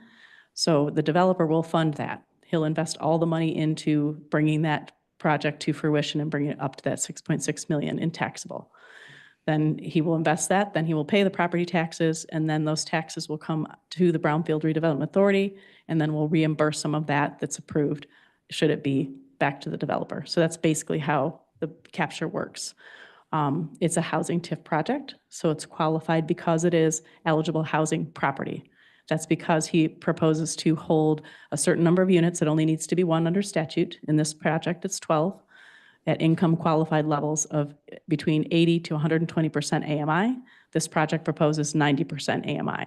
So I don't want to throw too many details at you at once. All of those details are in the material that you have. I'm here and there's other folks here that can answer questions. So I can give you more detail or open it up to questions right now. So I guess the last thing is in your resolution. So understanding responsibilities, the Board of Commissioners, your responsibility, because the city of Hudsonville does not have their own authority, is to review the plan, ensure that it constitutes a public purpose, make sure the method of financing is feasible, ensure that the eligible costs are reasonable, and ensure that tax capture can support that. The authority has done that. We have a development and reimbursement agreement that we execute between the authority and the developer to manage all those tasks in exchange of the money and all of those different things. So that is the job of the county commissioners because they don't have one at the local level. The city of Grand Haven has one, city of Zeeland has one, city of Holland has one. So they all handle this at their local level. They still capture county taxes, but they make those determinations at the local level. City of Hudsonville does not, so it comes here to you to allow them access to the tool. So now I'm going to be quiet. I think I said I was going to be quiet a minute ago, but now I'm actually going to be quiet and answer questions. Yeah, I have a quick question. First of all, thanks. This sounds like a great project. And I'm glad that you mentioned that this is being driven by the city of Hudsonville. I'm assuming in order to qualify, have they already rezoned that land? If it was a greenhouse, did it used to be agriculture and they've already rezoned it to Yes. residential? Yep, consistent with the current zoning and current master plan, consistent with the density required and all of that. And we can have folks from the city come up and speak to that if there's more detailed questions. But it is consistent with zoning, is consistent with master planning, was approved by the planning commission.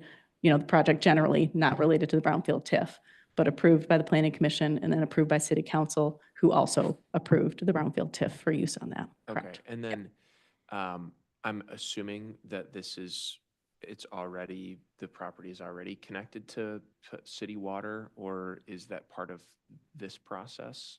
Just because I know that there are concerns with the aquifer and wells. but Right, I'm I'm- assuming that doesn't apply. It's all municipal, I believe, but I'm going to actually defer to Dan.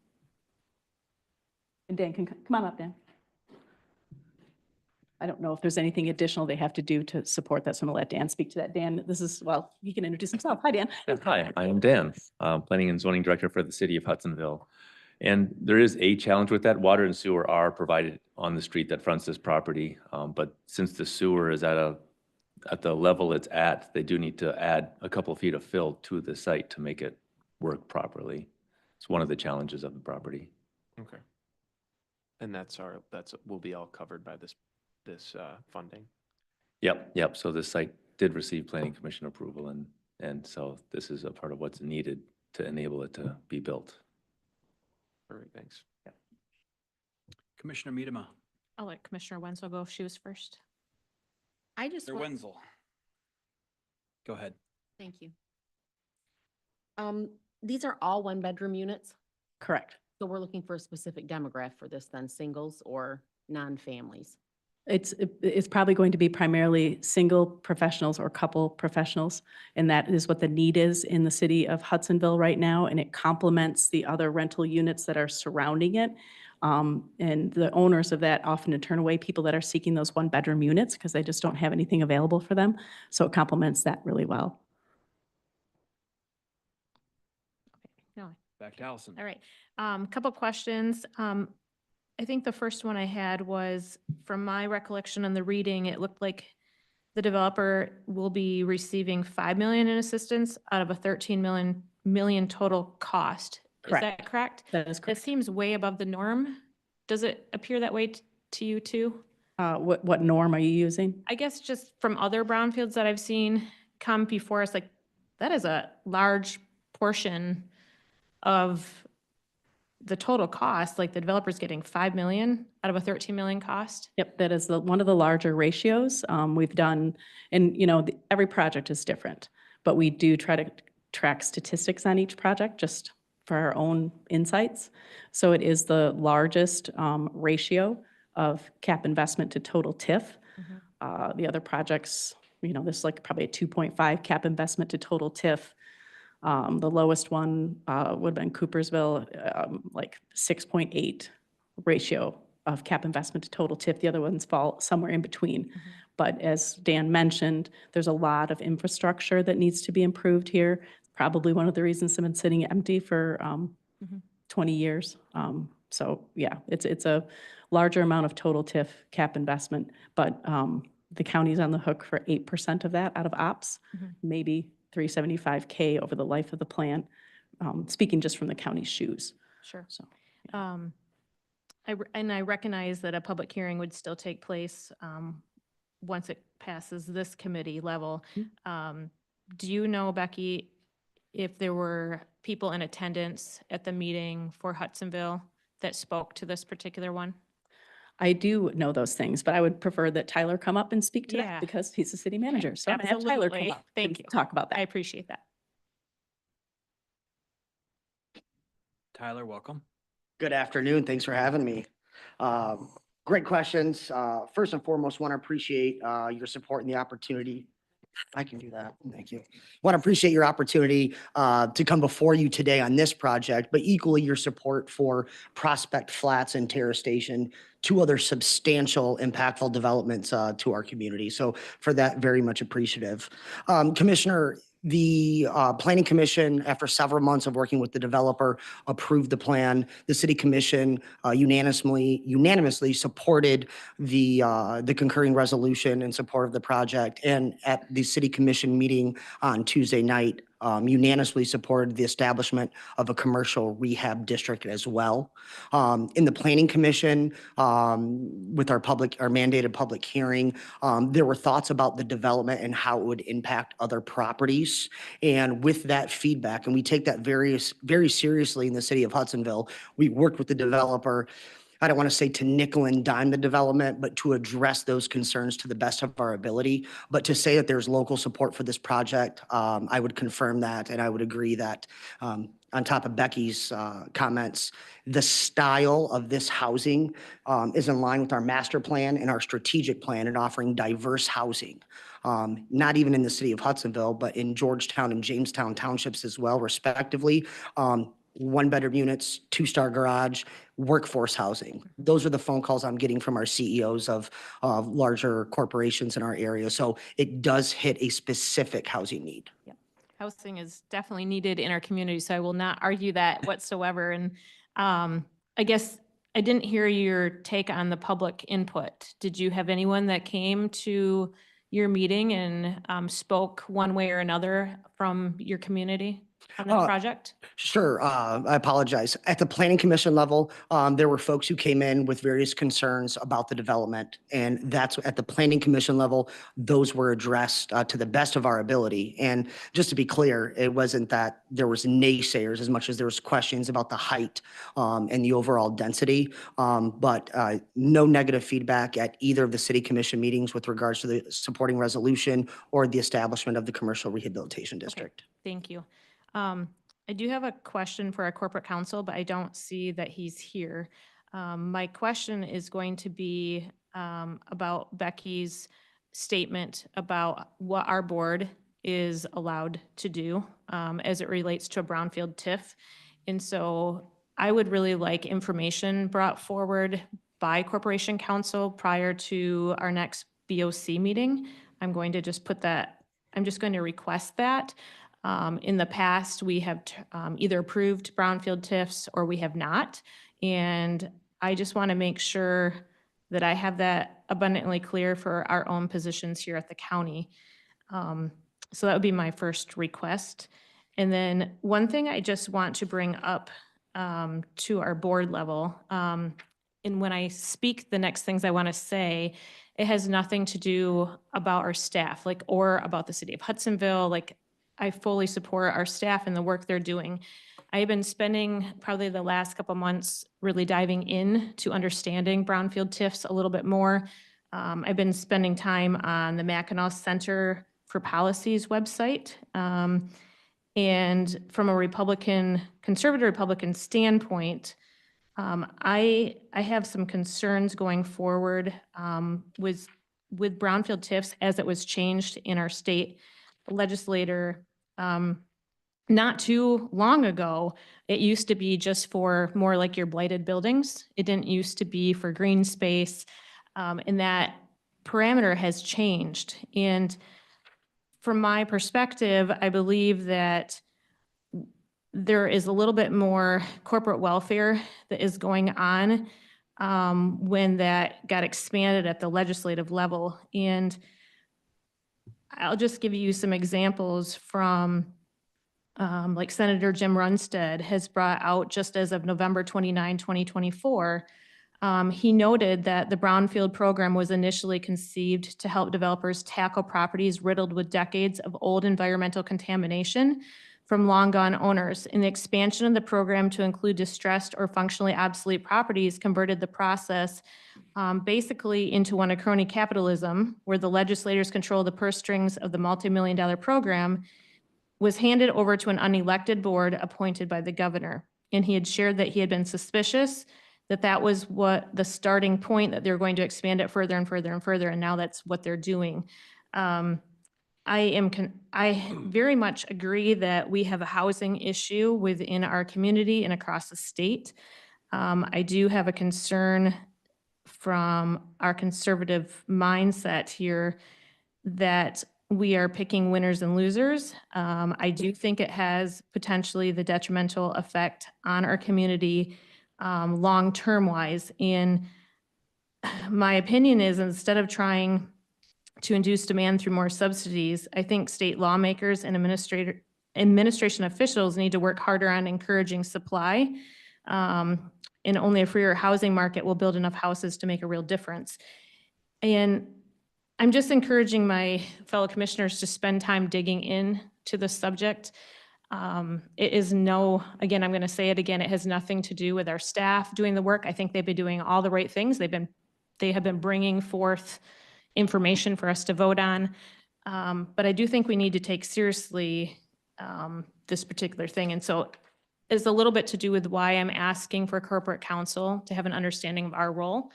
My understanding is that we do have the authority as a board member to say no to a brownfield TIF that comes before us, and really weighing some of those factors in. So just wanted to bring that up.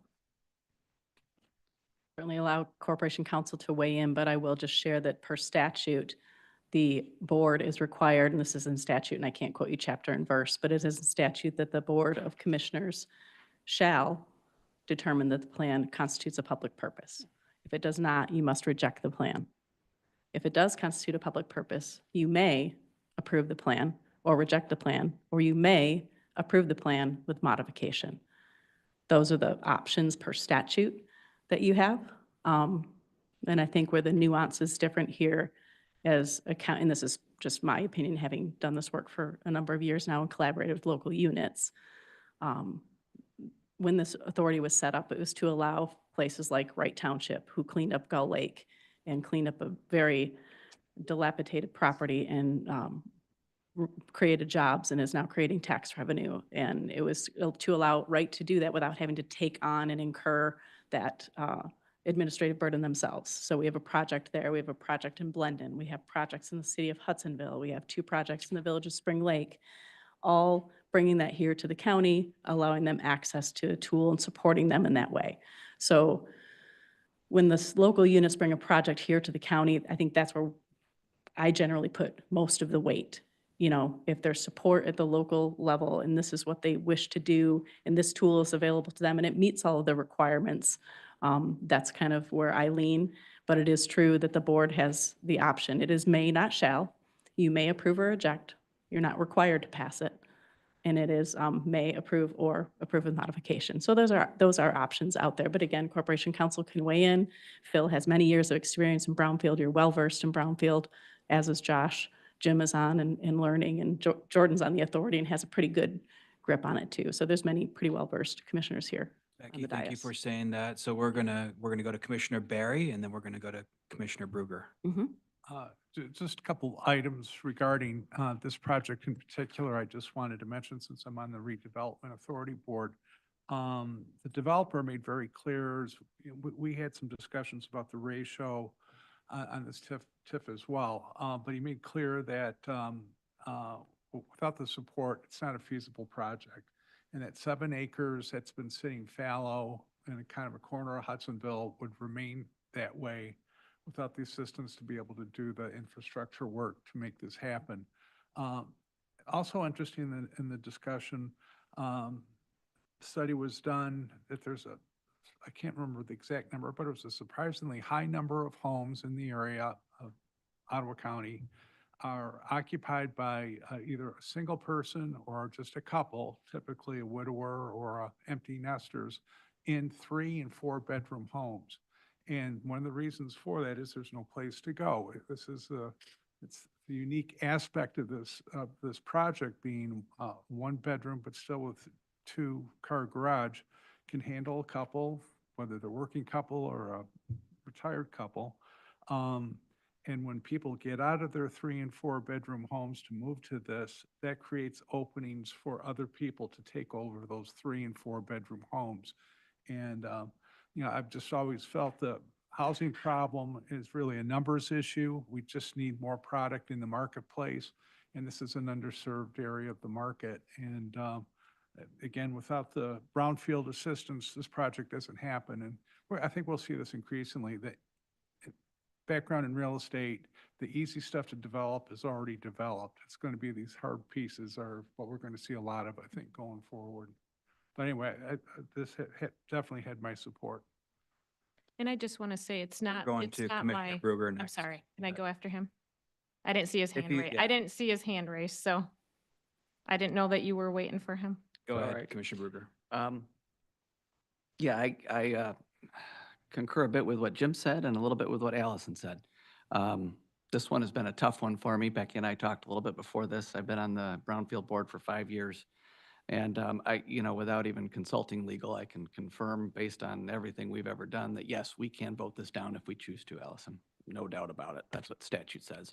However, I will interrupt. or I would up. say that the governing body Sorry. can vote it down. This Not this, committee, We, the yeah, Board of Commissioners. yep, Thank the you. governing body per statute must. And right now you're acting as a committee. So I'm just clarifying that because I didn't clarify that earlier. Sorry for that. Got it. Yes, we as a finance committee can vote to recommend approval or denial and send it to the full board. And the full board is the only one that can actually vote it down. Did I get that right?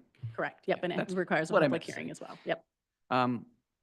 And housing affordability is one of my passions. I've been doing this for 20 years, back from Habitat for Humanity, and I'm a builder.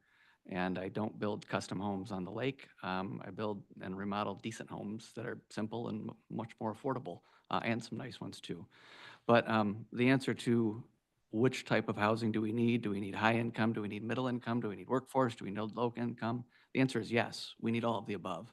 And Jim did a great job of explaining in part why. And this project definitely fits that niche as far as 1 bedroom, 2-stall garage.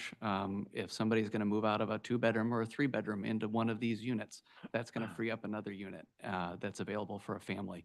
And the more that we do that, supply and demand, the more that's on the market, the less those houses can cost, a lot of other variables being in West Michigan near the lake.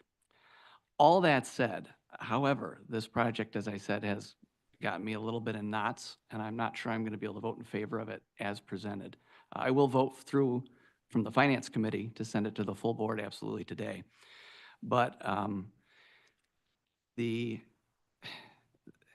proportion of the cost that's being covered by taxpayer dollars here is, as Allison pointed out, very significant. Each one of the projects that we've had come before us has had a varying degree of public support through tax dollars. This one, roughly 50% of the project is going to be covered by tax dollars. Now, there's a case to be made that that's going to be recuperated by creating jobs, creating business, creating income, and so forth, and I get that. But this is a big, big pill to swallow. I compare that to Coopersville, where that one was beautiful at 14%, and that would have created a ton of housing. Granted, Coopersville ultimately decided they didn't want that in their backyard, but at the end of the day, that was a much more valuable project when it comes to creating a larger number of housing. And I understand that Hudsonville has, does understand that the developer could build a more densely filled up space by right. And maybe that is the answer, I'm not sure. But as I conclude my rambling here, the 80%, the 90% AMI, as I said twice in both Brownfield meetings, doesn't do enough for me at this point. I'm open to further discussions, which is why I want to vote this through to the full Board of Commissions where we can vote on it. But I'm not yet convinced that this is the best deal for Ottawa County and for our residents. So there you go. Now we can get back to Commissioner Miedema. Thanks. I just have a technical question. I guess I'm wondering why it's presented to us if we don't have any authority with our vote at this level. Why wouldn't it just be on the BOC level? My understanding is that there are financial ramifications for what we're voting on, and so it would come through the Finance Committee first. In other words, there's tax dollars that we're giving up, and so the Finance Committee would take a look at that. Does that gel with what you understand, Becky? Yeah, this is just county process. If we have a project that has a financial implication, it goes through finance and then to the full board. We don't walk things on to the full board if we can avoid it. Mm-hmm. Yeah. Be approved on the consent agenda. I suppose it just has to be approved by the full board, like anything Yeah, else. I would prefer it didn't go on consent agenda because it's attached to a public hearing. I would think, it can go through to consent, but I think it should in my opinion, it should be pulled off because there will be a public hearing. Sure, I'm that just day. saying, So, maybe yeah, that's theoretically, but we pass. yeah, We're going to go to this side to Commissioner Wenzel and then to Commissioner Rhodey. okay. What is the rental rate? The rent rolls or for the AMI? The amount, like what people would be paying for rent for that one bedroom? That one is set at the 90% level is going to be 15 plus 1535 roughly would be the cap. And Kirk is here on behalf of the project and he can speak to the rent rolls more thoroughly if you would like to hear that. Okay, so I'm going to bring Kirk Perkspacher up, but I would like to qualify the fact that Kirk sits on the Brownfield Redevelopment Authority Board. He also works for Fishbeck. And Roman, who also works for Fishbeck and is working with the development crew on this project, was not available to be here. So Kirk is going to come up wearing the Fishbeck hat, not wearing the Brownfield Redevelopment Authority hat. So Kirk's going to come up and speak to the rental rolls a little bit for us because I don't have the level of detail on the rental rolls that are going to be market rate. Kirk, welcome. Thank To you. represent Fishbeck. Correct. And also too, just to add on what Becky was saying, I wasn't actually at the Brownfield meeting that approved this too. So I did not have any vote when this went through. So the rental rate for the entirety of the units, so what we kind of consider market rate, is right around $1,600 plus utilities. And the subsidized rate for the 12 units at this point is $1,520 plus utilities, give or take.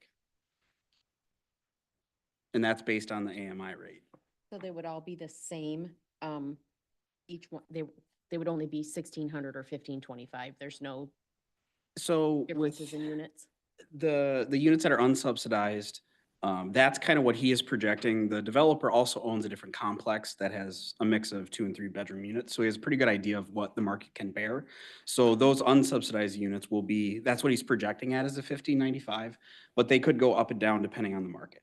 Now, the subsidized units, those will be locked in at the 90% AMI that MISTA publishes yearly in, I believe it's April or May.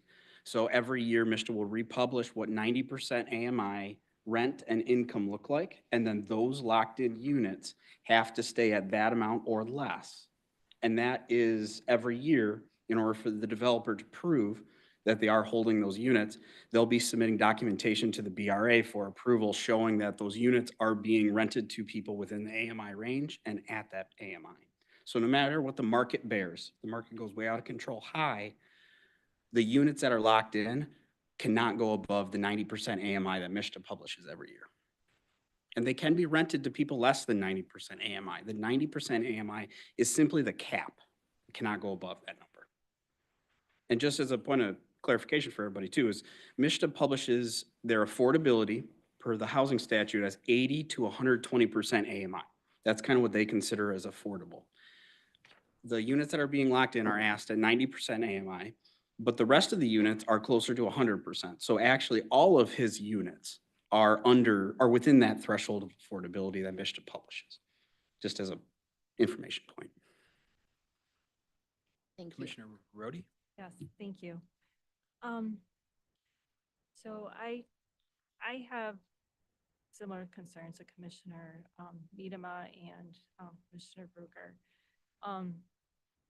When you take a look at some of, the input that Mackinac Center is giving us as far as corporate welfare and housing, they're not seeing this as the answer. And I mean, housing is definitely, a problem. I personally, like, if I think about downsizing, I'm not gonna wanna downsize to a townhome type situation. I would purchase a smaller home. And no, not everybody's in that, gonna think the same way, but I don't know that solves that particular problem, but I understand that we do need these smaller units too. But anyways, just looking at the breakdown of these costs for 84 units, we're looking at asking the taxpayers to pay $61,000 per unit. That's a lot per unit that we're asking the taxpayers to pay, because it breaks down to a cost of about $154,000 a unit. So taxpayers are being asked to pay 40%. So for that reason, I just don't see this as a project that I can support. So I'm going to be voting no on it.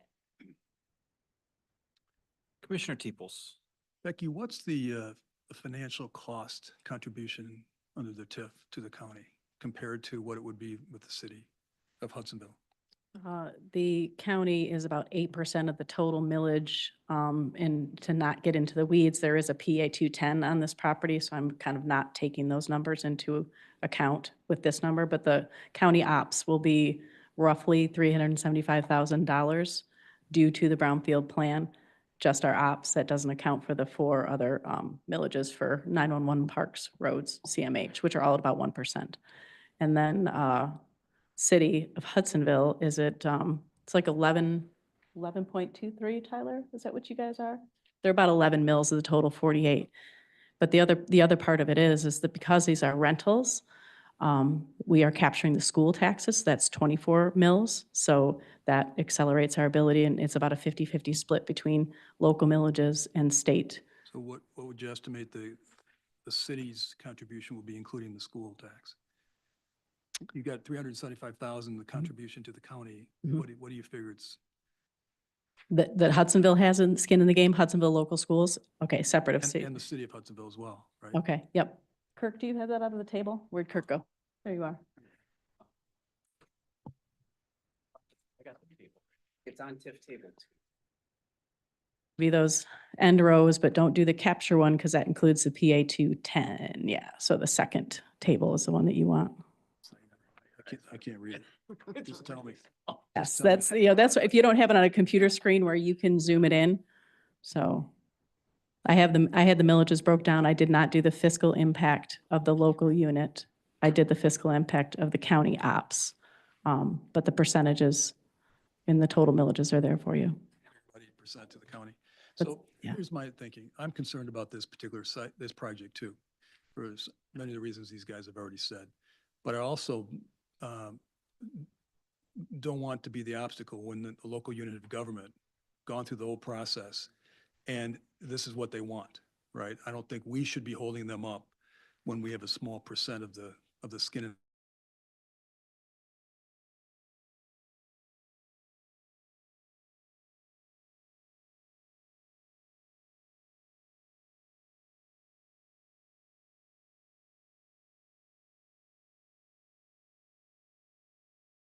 They've gone through a lot of efforts to get this property ready to go. I don't like the ratios either. I don't like the 90% AMI. I don't like the contribution, but if the city of Hudsonville is willing to invest that much to make this happen because they see the need, I don't feel personally, I don't want to stand in their way. So I will be voting to move this on to the board. Hopefully something more can be done over the next couple of weeks to sweeten this a little bit. But that's just my perspective on this. I just think I've got concerns about it. And just to follow up on kind of the concept that you're giving there, and I agree, allowing the city of Hudsonville access to the tool as we have numerous times in the past is probably the appropriate path. The alternatives are in terms of making these more projects that the Board of Commissioners would be more palatable to them and willing to approve. Because housing TIF now since 2023 is different than traditional brownfield, that was pretty straightforward. Staff and the authority, and Gary, our vice chair, is here with us today too, working with the developers in the local unit before we get local unit concurrence. So to the best of our ability, we can make sure that certain parameters are met. So when we don't arrive here at the county level and have commissioners go, wow, I'm not comfortable with this, that's not something we've really experienced in the past.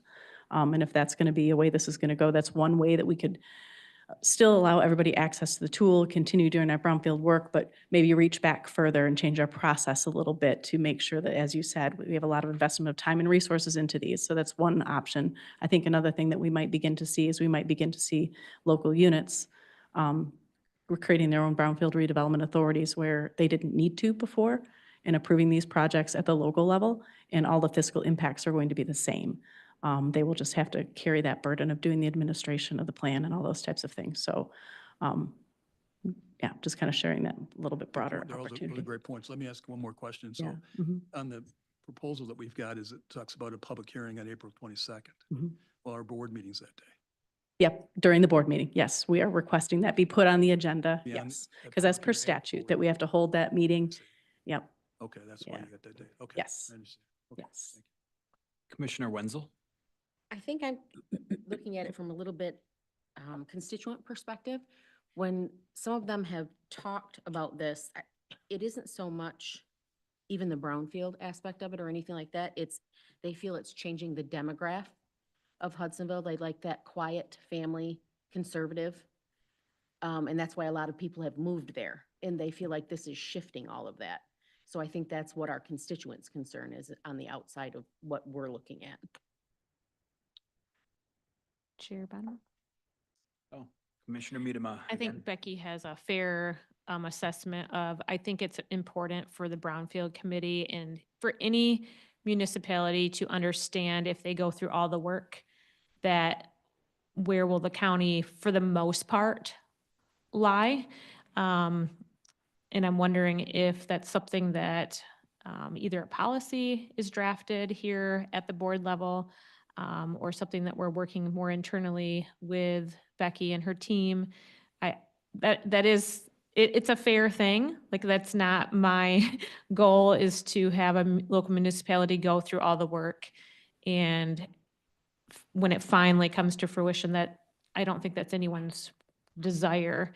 But I do still have the same concerns that I've already stated. So I will speak to that just briefly. We do have our brownfield policy written. We previously followed bylaws and statute, because as I mentioned, it's very straightforward in the past, very cookie cutter. It's less so now, and with the onset of having a local brownfield redevelopment fund occurring in 2027, we're now in a position where we probably need a little bit more of a policy document. So that has been drafted, reviewed, and it is on the agenda for April 17. But I will caution that it is sufficiently broad because every single project is different. You know, we really did beat that up, and every community has different needs, different desires, different market rates, and all those different things. So it is broad. It does give a lot of parameters, but it's broad and it's intentionally so, but we do have that written at the authority level. Right. And I think that makes sense, but I'm saying, like, for our board level, if we have different thoughts that we want to share as a board, I think that might be a different set of parameters. Let's go to Commissioner Barry. Very quick comment. My hope is that when we have a permanent administrator, we'll go through a strategic planning process. Housing, I'm certain, will be one of the main issues that will be under discussion in a strategic plan. And I think then maybe we can put our arms around a little bit on how Brownfield should work from the county perspective. And I think this is a discussion that'll go on and go from there. Yeah, I'm thankful that we've got another couple of weeks to work on this, because personally, I share a lot of the same concerns that have been voiced here. Some very good discussion today. I hope that's beneficial to all of you out there that are concerned about this too. I would encourage you over the next couple of weeks to find ways to make this easier for us to support. Could we, if the commissioners could provide some clarity on what that specifically might be? The burden on the taxpayer, I mean, if I'm a taxpayer, it's significant. So Yeah, I guess that's some where I'm coming targets for from. that. I mean, we currently are looking at, this is too much, but what is enough? You know, or, you know, if we could have some direction on that, I think that would be helpful for the development team to look at. And then we would also have to revisit whether we need to go back to the city of Hudsonville to revisit their concurrence per statute also, because that's also a requirement. So there's some things that we need to address, but So yeah, I plan happy to work on vote to those. support this to go on to be discussed on the next board agenda. But at the same time, I'm not guaranteeing how I'm going to vote then. Yep. So I'd like to see some movement there, and All right. I'll leave that up to you to decipher what that means. Okay. So anybody else? Ready to vote. We're good. I think we're ready to vote. Call the roll. Mr. Zylstra. Repeat the motion again? Yeah. From a half hour ago? Yeah. To approve and forward to the Board of Commissioners a Brownfield Plan amendment for the landings at Rush Creek Development by Lacati Group LLC in the city of Hudsonville, and request a public hearing for the same to be held on April 22, 2025. Sure. Yes. Mr. Bruger. Yes. Mr. Georgezma. Yes. Mr. Kyers. Yes. Mr. Barry. Yes. Mrs. Miedema. No. Mr. Teeples. Yes. Mrs. Rhodey. No. Mrs. Wenzel, No. and Mr. Bonimo. Yes. Motion passes. We don't have any discussion items on the agenda today, and our committee report was taken care of at the beginning of the Sure. meeting. Mr. Chair? Yes, we do. Oh, fill me in. Well, we had asked originally for a work session after this, so IT could come in quick and give you an update of some pretty significant stuff from a county perspective that's going on. So that's why Paul and his staff are sitting here so diligently for the last 4 hours to be able to do that. I thought it was to directly follow this meeting. Yeah. Okay. Yeah. Well, for some reason, it was discussed and it was decided to go on as a discussion item and, or we can do it at, I think there is some public here. I was thinking about allowing for public comment, releasing the room, and then us having our work session, or does it not flow that way? that's Is that perfectly okay? fine. Okay, yeah. Some other folks need to get back to work, so I want to give them the opportunity, right? So let's open it up for our second round of public comment, if there is any. Not everybody rush up. Hey, all right. We got a taker. Again, Tyler Dotson, City of Hudsonville. I appreciate the dialogue, and I think the concerns stated with regards to item number 12 on your agenda that we just discussed. I think there's validation there, across the board. It is an ask. A couple things that I'd ask you to keep in mind is that because of the topography, and I am way out of my element here, of the actual site, it has been vacant for 25 years, give or take a year. This is a strong at bat here. It is unique housing, a lack of housing in the area. With regards to Hudsonville and neighborhood quality, we take that very seriously, but I'd remind the commission that in Georgetown Township, adjacent, the property and development adjacent to the north is their highest density district. It fits the character of the area. The development just to the north of what's proposed is their highest density. I think that's important to keep in mind because the community and the way the communities and our neighborhoods are formed, we make that one of our topmost concerns. With regards to the cost, and it is an ask, and I think Becky nailed it. In my opinion, kind of piggybacking off of what she said, each development is different than the one before it and the one after it. But when we're talking about sewer, gravity, the way it flows, we're looking at site prep and infrastructure improvements at $2.8 million, regardless of the housing gap for the developer. The next developer is going to face the same obstacles. I have a fear that if we don't develop this, when we know we need housing now, is it going to be another 25 years? What are we hoping to change? It was zoned commercial for the longest time, and as such, there was no bites. And I've only been in Hudsonville for 2 years, but in talking with staff, there just hasn't been interest on the property. So I know that $5 million number is a lot. It's not money we're losing. We are lessening the gain for 20 years. I think it's important to keep that in mind. The taxpayers are not paying for this. But in talking to developers and talking to the CEOs in the area, we know the volatility in the market and the economy right now is making these developments very much challenging. Last thought, we're trying to create a traditional downtown. City of Hudsonville doesn't have one. We're infusing a lot of time and effort to do that. And part of that is bringing people in a close proximity to shop at our future merchants and our restaurants and our stores. In this kind of housing, the workforce housing that is in such high demand only supports our overall mission, and which will be a very large scale investment. I thank you for your time, and I really appreciate the dialogue, and I look forward to seeing you on the 22nd. Thank you. Thank you. Anyone else? We do. Gary Post from Ferrisburg, and I also serve on the County Brownfields and Economic Development Commission. I just wanted to say we see a lot of projects, both traditional brownfield and housing projects. And from my personal perspective, I thought this was an excellent project. And as the dialogue has gone on today, there's a need for housing.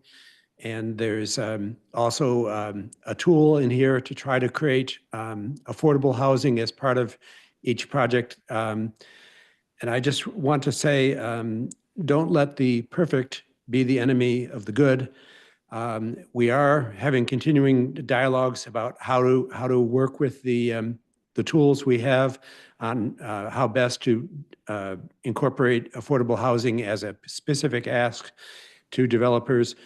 And admitting there's room for improvement, I would still say you have a property here with strong community support. It's languished for 25 years at basically no tax value. And as soon as this project is completed, you'll have a $6.6 million asset on the tax rolls. It's from my personal perspective, it seems like a real win. And I would just encourage you not to take the fact that it's a higher relative percent of public dollars in the project, or that perhaps the affordable income aspect of it is not perfect. Again, let's go with something that's good and not insist on everything being perfect. Thank you for your consideration. Thank you. It's very good. Good comments today. Thank you for everyone's work. And with that, we are adjourned.